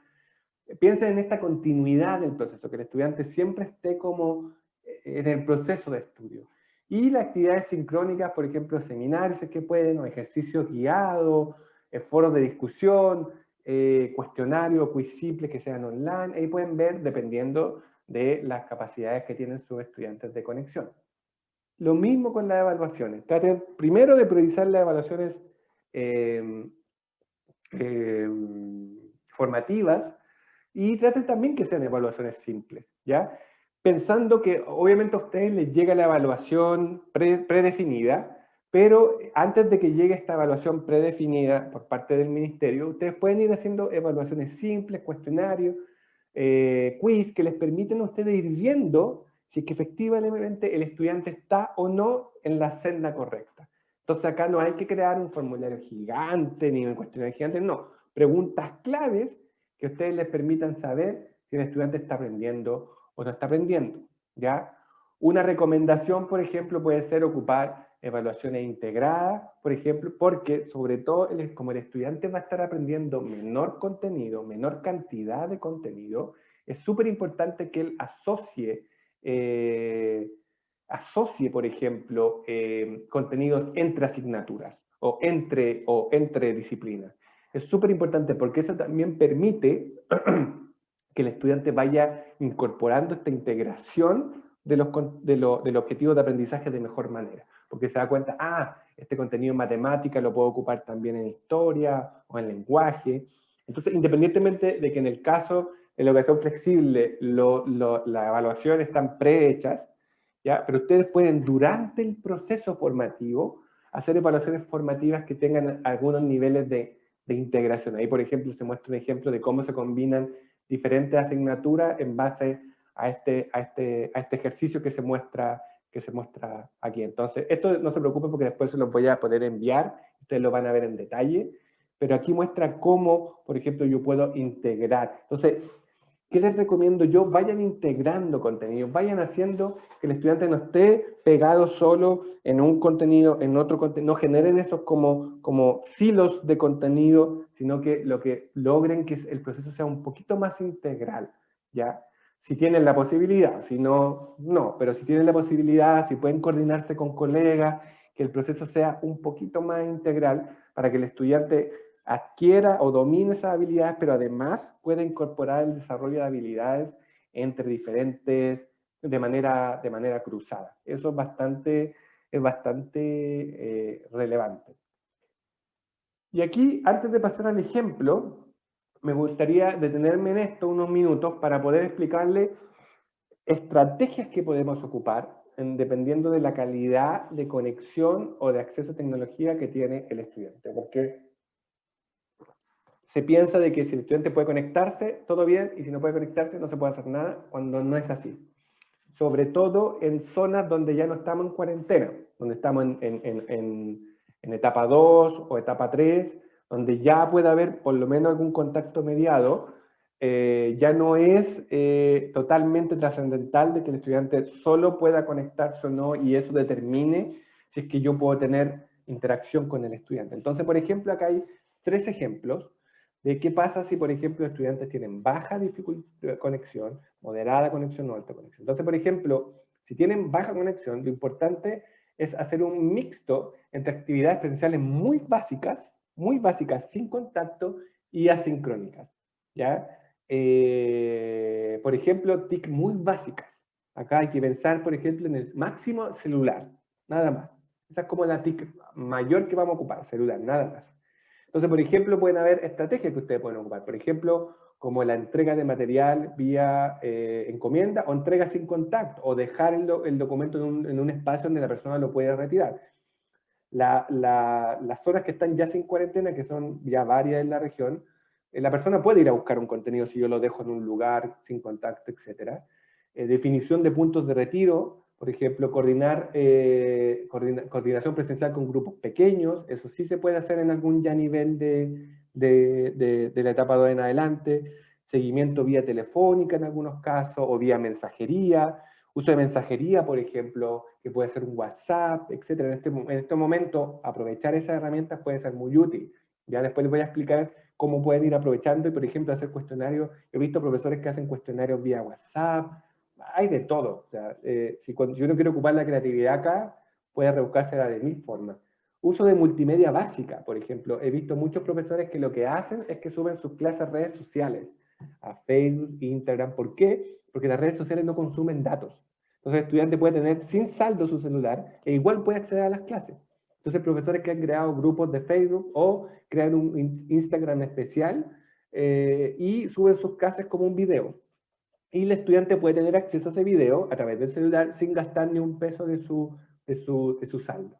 ¿Ya? Entonces va combinando estos espacios sincrónicos y no manda, por ejemplo, el video o no lo sube, por ejemplo, a Drive o algo así que después el estudiante no pueda bajarlo.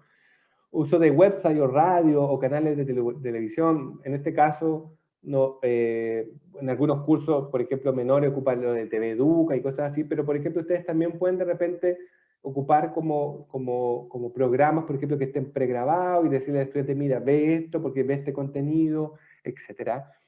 Uso de correo electrónico también, o mensajería simple, entonces de repente pueden le envían información por correo y después le hacen el seguimiento por WhatsApp y lo van siguiendo por mensaje, van viendo si va teniendo dudas, crean un horario de atención. He visto algunos profesores en educación de adultos que crean horario de atención, entonces crean como un WhatsApp especial para poder ir atendiendo dudas. Ahí pueden ir generando, entonces el estudiante no tiene esa percepción o esa sensación de que está como abandonado, ¿ya? Y eso combinado con buenas preguntas genera que el estudiante está estudiando solo con sus preguntas y si tiene la duda la va trabajando con el profesor le dice, mira, yo te contesto de un día para otro esa pregunta específica. Entonces, eso se puede ir trabajando de muy buena manera pensando en que el estudiante no se sienta solo. Como dice Nathaniel, también está YouTube. YouTube es considerado también una red social.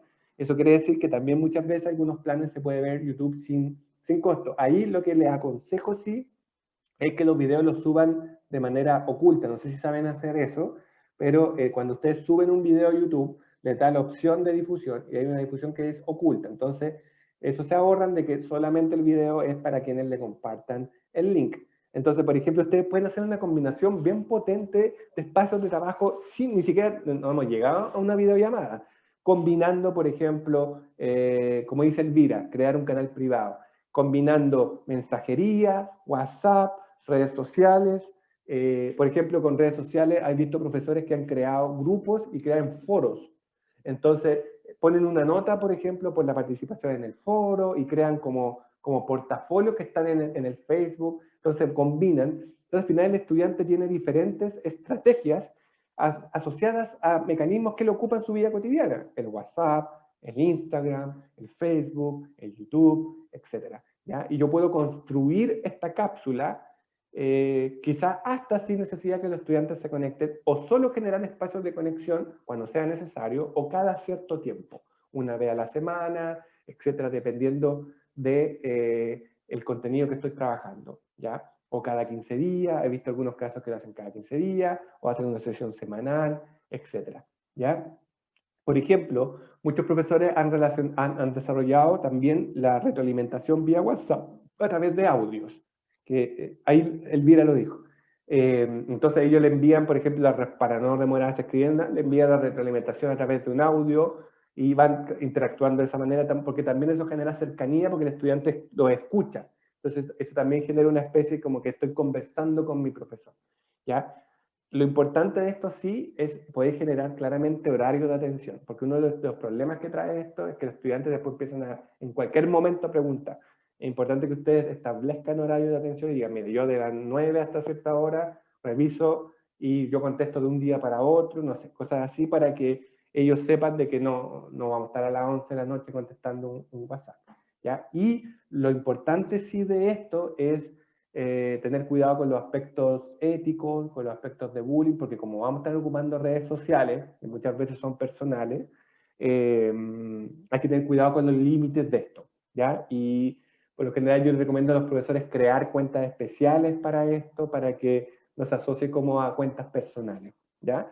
Pero yo he visto casos, por ejemplo, yo he visto casos en profesoras rurales, en San Pedro, donde prácticamente no tienen llamada. Todo se hace así y ha funcionado súper bien. Y crean espacios de... El estudiante siempre se siente acompañado por el profe porque tiene como diferentes maneras de contactarse con el profesor.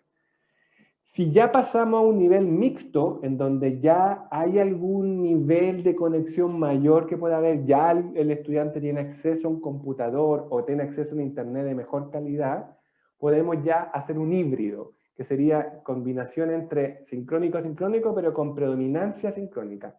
Y ahí, por ejemplo, ya podemos empezar a usar uso de multimedia alojada en sitios de terceros.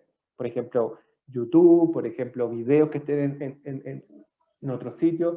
Podemos también ya empezar a usar de manera más extensiva redes sociales, ¿ya? Ojo, oficiales y no informales, ¿ya? Esto hay que tenerlo súper claro y yo les recomiendo cuando ocupen redes sociales, coméntenle a sus estudiantes, ojo, usarlo con respeto, no quiero que nadie haga nada extraño. Esto hay que tener súper claras las reglas de convivencia al inicio.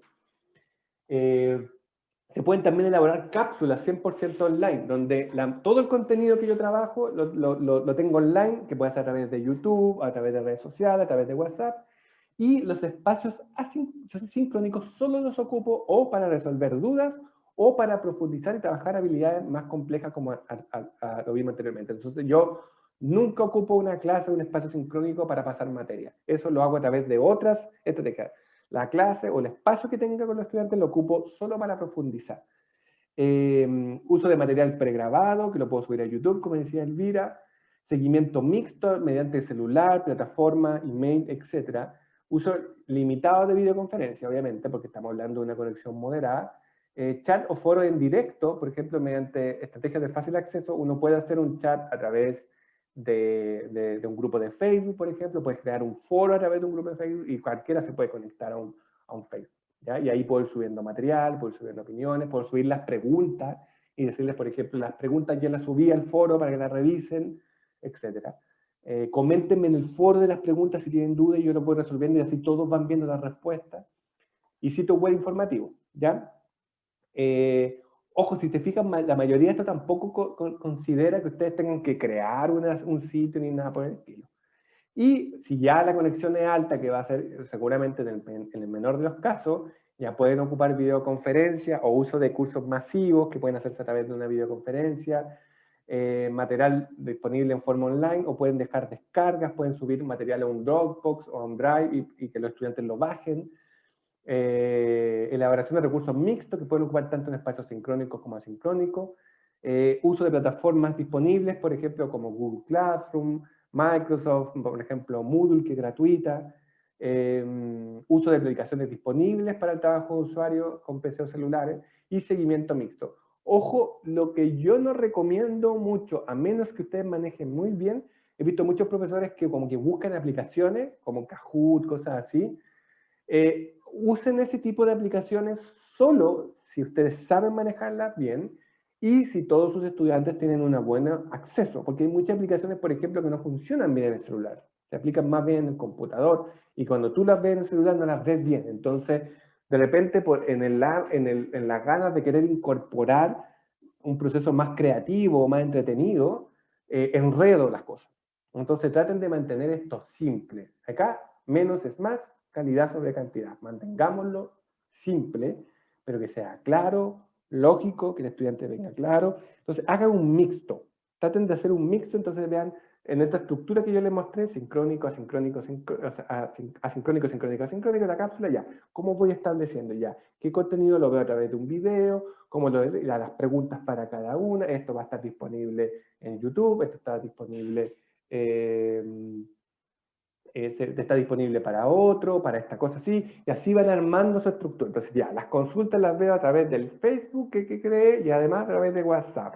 La clase online, la retroalimentación la hago a través de audios de WhatsApp. Las clases las subo a través de video y las sesiones las hago a través del Zoom o a través de una plataforma X, solo cada cierto tiempo, y la focalizo en resolver dudas, en profundizar contenido, bla, bla, bla, y los seguimientos específicos los hago cada uno. Y ahí van armando todo este contexto. Y van con esto que hablábamos al principio, la caracterización, van viendo hasta qué punto pueden avanzar. Por ejemplo, como dice Patricio, que el Kahoot se puede crear modo challenge. Ya. Entonces, por ejemplo, ¿todos mis estudiantes tienen acceso a un celular? ¿Sí? ¿Todos mis estudiantes en su celular tienen internet? ¿Sí? Ah, ya, entonces pueden ocupar una aplicación que bla, bla, bla, bla. Y ustedes van viendo eso. ¿Todos tienen acceso a un computador? Sí, no. Tienen que tener cuidado de, por ejemplo, habilitar algunas estrategias para uno o para otro. Lo que yo les recomiendo, tengan cuidado, por ejemplo, ya, si tengo 30 estudiantes y 10 se pueden conectar y los otros no, decir ya, esos se conectan y los otros ven el video, tengan cuidado con eso. ¿Ya? Porque al final lo que están haciendo es dándoles más oportunidad a uno sobre otro porque uno tiene más recursos que otro. Entonces ahí tienen que tener cuidado de mejor mantenerlo simple, que todos tengan acceso a un proceso adecuado, pero con el mismo nivel de aprendizaje para todos. ¿Ya? Entonces esto igual se los voy a enviar para que después lo vean en detalle, pero si se fijan con esto, yo me he tocado la oportunidad de trabajar, por ejemplo, con algunas profesoras rurales, y hemos podido armar cosas bien entretenidas sin videollamada. Así que no es como el único espacio que se puede generar, pero sí hay que hacer una mezcla, eso les recomiendo. Por ejemplo, decir, ya, hago todo solo por WhatsApp, es un poco complicado porque es muy limitado, ahí tienen que combinar. Entonces, de repente tener un grupo en Facebook donde voy subiendo preguntas, un grupo privado, obviamente, esto lo veo. Traten de hacer multi-elementos para que el estudiante también vea que este proceso lo están acompañando por diferentes lados. ¿Ya? Eso es muy, muy, muy importante. Y veamos un ejemplo. Un ejemplo de cómo aplicar, por ejemplo, en un espacio de trabajo. Esto, obviamente, ojo, es un ejemplo. ¿Ya? Esto no es así, esto es así. Ya ustedes pueden tomar ciertas cosas, rescatar algunas cosas, sacar otras. Este es un ejemplo. ¿Ya? Es solo para que ustedes visualicen cómo llevar a cabo una de estas cápsulas. Entonces, por ejemplo, este es un OA que es identificar los fundamentos, atributos y dimensiones de la democracia y la ciudadanía. Esto, por ejemplo, es educación ciudadana. Entonces, por ejemplo, en este caso, si se fijan, el profesor parte con unas preguntas. Entonces, el profesor, por ejemplo, en este caso, le manda las preguntas por correo. Le dice, estudiante, mira, esto es la pregunta, y en el correo le adjunta un texto, que es breve, que demora leerlo 10 a 15 minutos máximo. Entonces lo que le pide el profesor, le manda esta actividad, que él la entiende como actividad preclase. Este es un caso real, que lo aplica un profesor, que lo trabajamos de verdad. Entonces, por ejemplo, él aplica y empieza, ahí están abajo las habilidades que se está desarrollando. Entonces empieza con las habilidades básicas de investigación, etc. Entonces ya, él lo que quiere, en lo concreto, él determinó que esas preguntas que están ahí son claves para los objetivos de aprendizaje y para los indicadores que él está cumpliendo que están priorizados. ¿Ya? Entonces él dice, ya, yo necesito que al menos aprendan esto básico, inicialmente. Entonces él lo lanza en preguntas para que los estudiantes cuando lean el texto se focalicen en aquellos puntos priorizados por el profesor. Entonces, si se fijan, ya parte la guía, porque el estudiante no va a leer cualquier cosa, va a leer focalizado en lo que el profesor le está pidiendo que priorice. Entonces, se fijan, esta conversación pedagógica ya da parte, porque ya el estudiante no está en solitario leyendo algo que le mandaron sin entender por qué lo está leyendo, sino que ya sabe que hay una guía clara de por qué está leyendo esto. Entonces, el profesor, por ejemplo, a modo de ejemplo, le pide, cuando le pide como ejercicio que lea esto, responda las preguntas y que la respuesta las mande Hay dos modalidades, porque esto lo he aplicado con dos profesores, uno que tiene conexión y otro que no tiene muy buena conexión. El que tiene buena conexión hizo un formulario, ¿ya? Un formulario online. Entonces les pedía que las mismas preguntas las ponían en un formulario y los estudiantes respondían a través de un formulario, ¿ya? Y le llegaba la respuesta al profesor y con eso también le servía de levantamiento de evidencia para poder saber si los estudiantes estaban o no perdidos o no. Entonces, cuando habían preguntas que nadie contestaba bien, inmediatamente él iba reforzando esas preguntas y generaba un nuevo set de preguntas focalizadas en ese tema que por algo no están entendiendo bien. Entonces le permitía saber qué cosas están entendiendo y qué cosas no. La pregunta y la respuesta a la pregunta es una muy buena herramienta de evidencia para saber si están entendiendo o no están entendiendo. Cuando yo no hago preguntas, no tengo idea si están aprendiendo bien o no. Acá les quiero hacer una pregunta súper breve. En un caso, cuando estábamos trabajando con este mismo profesor, él al principio puso instrucciones en vez de preguntas. Por ejemplo, indique qué es el Estado, o defina qué es el Estado, no qué es el Estado. No le funcionó bien con instrucciones. Eso tiene una explicación. ¿Por qué creen ustedes que la instrucción en este contexto no le funcionó tan bien como la pregunta? ¿Por qué creen ustedes?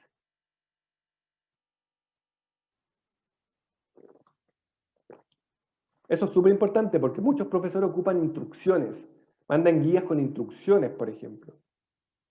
Y la instrucción no es muy buena en un contexto remoto. ¿Por qué? ¿Por qué no funcionó bien la instrucción?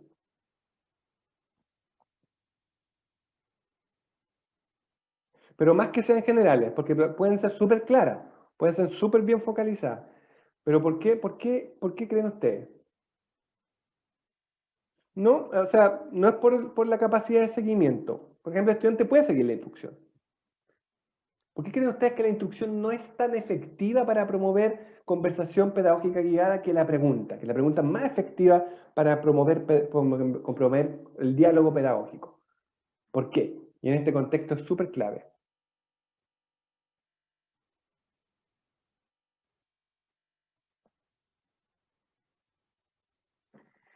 Es más directo preguntar, sí, pero más allá de eso, por ejemplo, si yo les preguntase, ¿qué es la instrucción en lo concreto? ¿Qué es la instrucción? Es una orden, muy bien, Francisco. ¿Qué es la pregunta? ¿Qué es la pregunta? Francisco dice, la instrucción es una orden. Correcto. Exacto, la pregunta es una solicitud. A nivel, si pensáramos en neuroeducación, su cabeza funciona de la misma forma cuando alguien le da una orden que cuando alguien le da una solicitud o una pregunta. ¿Es el mismo proceso reflexivo que uno hace? No. ¿Ya? Entonces, cuando yo estoy acompañando un proceso a distancia, lo que yo necesito es activar la indagación, activar el proceso reflexivo. Cuando hago una instrucción es una orden, entonces lo que el estudiante hace es acatar la orden y responder a la orden. No hay una invitación a una conversación. Entonces, ¿qué es lo que le pasaba a este profe que generaba la instrucción? Generaba la instrucción, respondían, pero como que se cortaba. Y tenía como que de nuevo y se cortaba. Claro, yo le decía, porque tú no estás generando diálogo. Lo que tú estás generando es responder una instrucción. ¿Ya? Entonces, por ejemplo, él generaba en este caso un formulario y el que tenía mala conexión, lo que le pedía a los estudiantes es que enviaran las respuestas por WhatsApp. ¿Ya? Entonces, las respuestas las hacía con alternativas. Entonces, les pedía por WhatsApp que pusieran 1A, B, C, 3, D.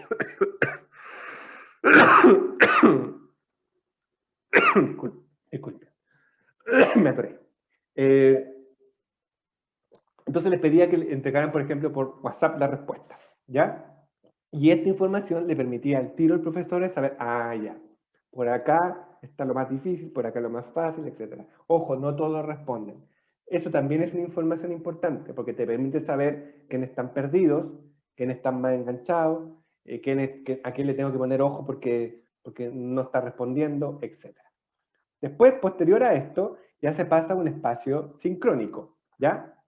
Por ejemplo, les voy a mostrar los dos casos. En el caso del profesor que tenía buena conexión, obviamente generaba una videollamada y generaba este espacio de trabajo donde, por ejemplo, hacía un resumen de las preguntas previas, hacía unas preguntas iniciales que son un poquito más complejas y traspasaba un contenido que lo trabajaba a través de una PPT muy breve, ojo, muy breve.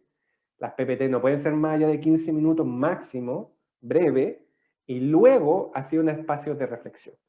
El que tenía conexión lo hacía a través del Meet. El que no tenía conexión lo hacía a través de un live de Facebook, ¿ya? Entonces, ¿qué hacía? Se transmitía en vivo y el live tiene un foro. Entonces los estudiantes estaban en el foro y ellos iban opinando y haciendo sus preguntas en el foro y le iban haciendo las actividades en el foro, ¿ya? Entonces esas fueron las dos dinámicas que vimos para estos dos casos, que obviamente un live de Facebook el estudiante lo puede ver sin tener ni siquiera datos en el celular, ¿ya? Y lo puede ver con una conexión muy precaria. Esa es la modalidad que ocupaba. Y al final generaba un espacio de reflexión. Por ejemplo, algunos estudiantes le iban mandando mensajes por WhatsApp y él los reproducía, etc. Y la clase no duraba, ojo, más de 40 minutos, más de 45 minutos. Ya por si alguien preguntó al principio los tiempos de clase. Más de 45 minutos, olvídenlo. Más de una hora, olvídenlo el doble. O sea, no van a tener concentrado a una persona más allá de 45 minutos. Ese es el máximo que pueden tener.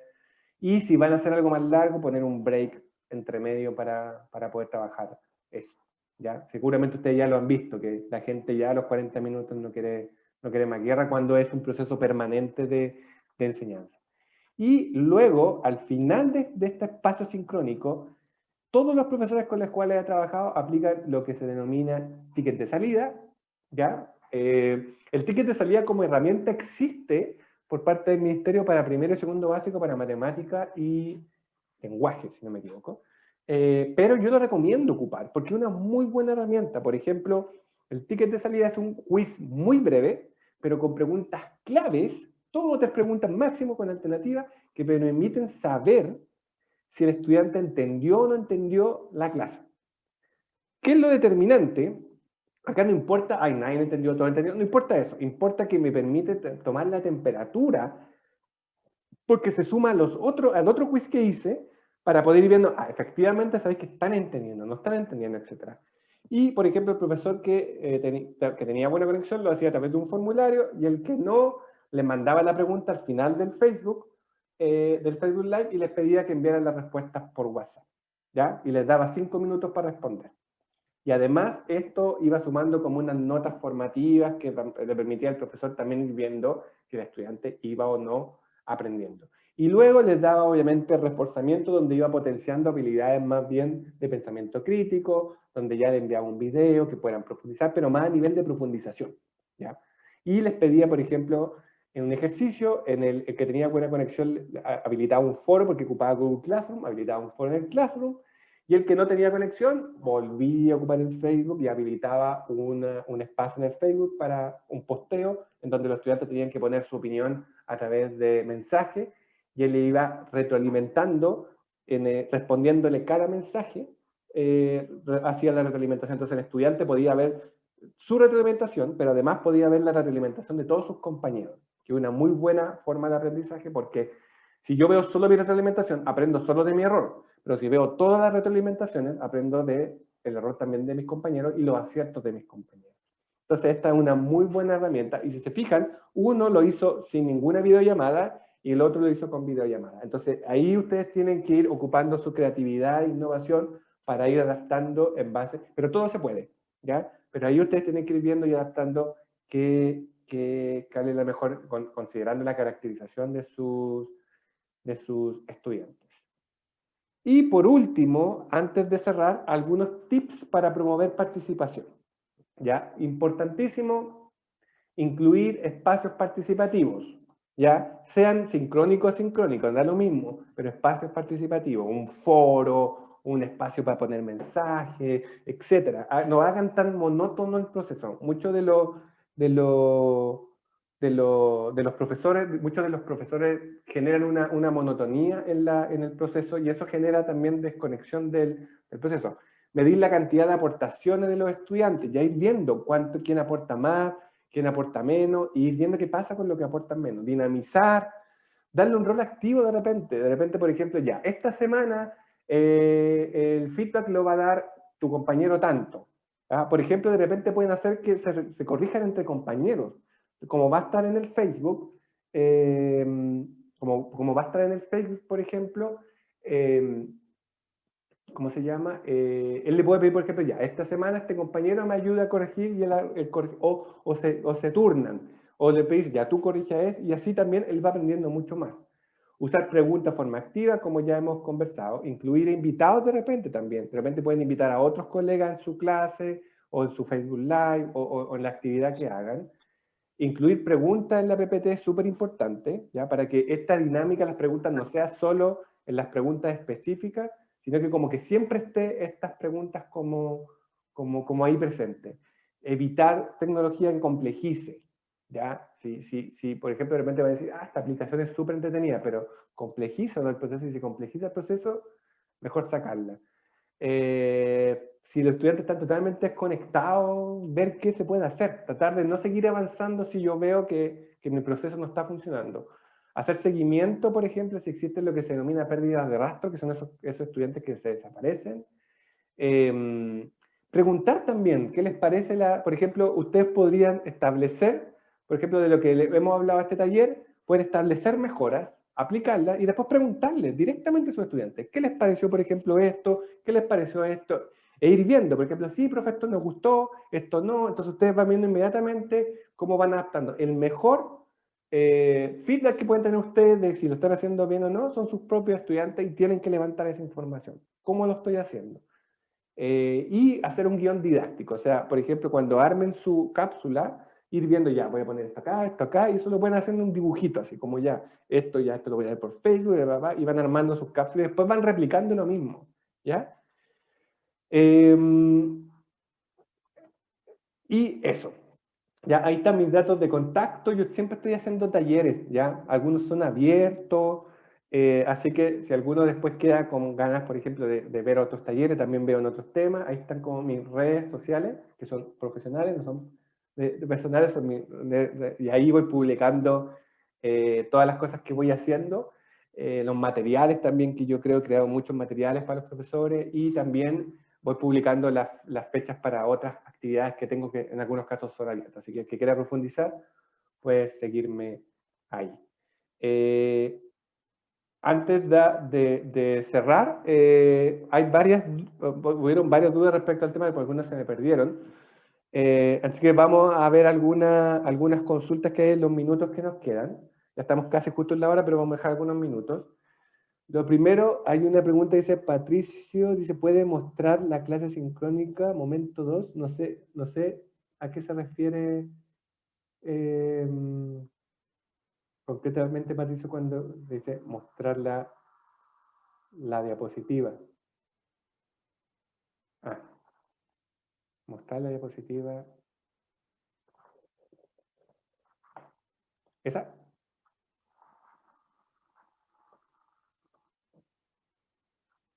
Ahí se me perdió el chat. Ya, ahí está diapositiva en momento 2. No sé si antes de ir terminando, ojo, yo voy a compartir este material. Todo este material lo vamos a compartir, ¿ya? Así que ustedes van a tener acceso a esta diapositiva con todos los detalles para que ustedes puedan revisarlo. Así que pierdan cuidado con eso. Profesores, profesoras, dudas, consultas, inquietudes, pueden, si quieren, hacerla a través del chat o pueden prender su micrófono si lo desean, en unos 5 minutitos que nos quedan antes ya de ir cerrando. Dudas, consultas. Sí, hola. Elvira, dígame. Sí, yo soy profesora de inglés y trabajo mucho con habilidades, las 4 habilidades lingüísticas. Entonces, es complejo. En algunos aspectos he dejado el speaking para el último, digamos, porque además el OA8 está como al final, pero esto lo estoy más bien viendo en el aspecto de como profesora de educación media, porque en la parte de la educación EPJA para adultos y jóvenes, tuve que solamente trabajar con audios. Sí. Guías y audios, pero a través de WhatsApp, debido a que, a pesar que la OTEC para la cual trabajo tiene una plataforma de la Microsoft 365, que es la misma que manejo en el liceo donde trabajo educación media, bastante buena, pero no sirve de mucho porque no todo el mundo tiene acceso a internet, como bien se sabe. Entonces, interesante el tema, digamos, como para matizar con otras herramientas, como bien lo dijiste. Agradecer la información. Yo creo que esto es una primera parte, porque me parece a mí que hay que profundizar mucho más.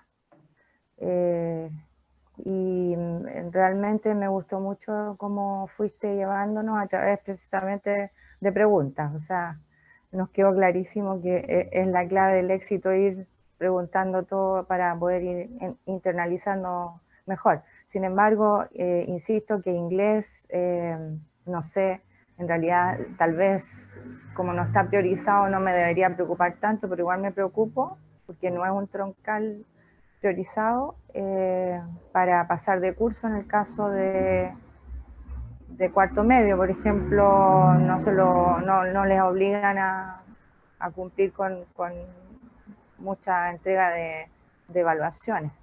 Sin embargo, igual me preocupa el aprendizaje. Entonces ahí tal vez yo tendría que buscar otro tipo de metodología, no sé, me complica. Elvira, justamente esta estrategia la he ocupado con hartos profesores de inglés, porque como lo aplico en colegio, hay de todo, hay de todas las asignaturas y inglés en todos los lados se está aplicando.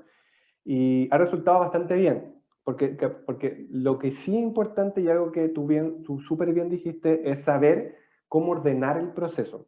Porque como el estudiante está aprendiendo solo y el inglés, el aprendizaje del inglés necesita mucho que el profesor escuche al estudiante, vea temas de pronunciación, de gramática, entonces van estructurando el proceso de una manera de empezar con lo más simple al principio, que pueda trabajar de manera más remota, por ejemplo, ejercicios con escritura, cosas así, y después pasar a los ejercicios más complejos, por ejemplo, de speaking o listening en un contexto más avanzado, ¿ya? Entonces, ahí la distribución que se hace juega mucho desde lo menos complejo a lo más complejo, y se ocupan mucho los ejercicios, por ejemplo, hay muchas herramientas de aprendizaje que son a través de online. Por ejemplo, por darte un ejemplo, yo cuando fui a estudiar a Reino Unido, yo toda mi preparación de live lo hice en un curso online.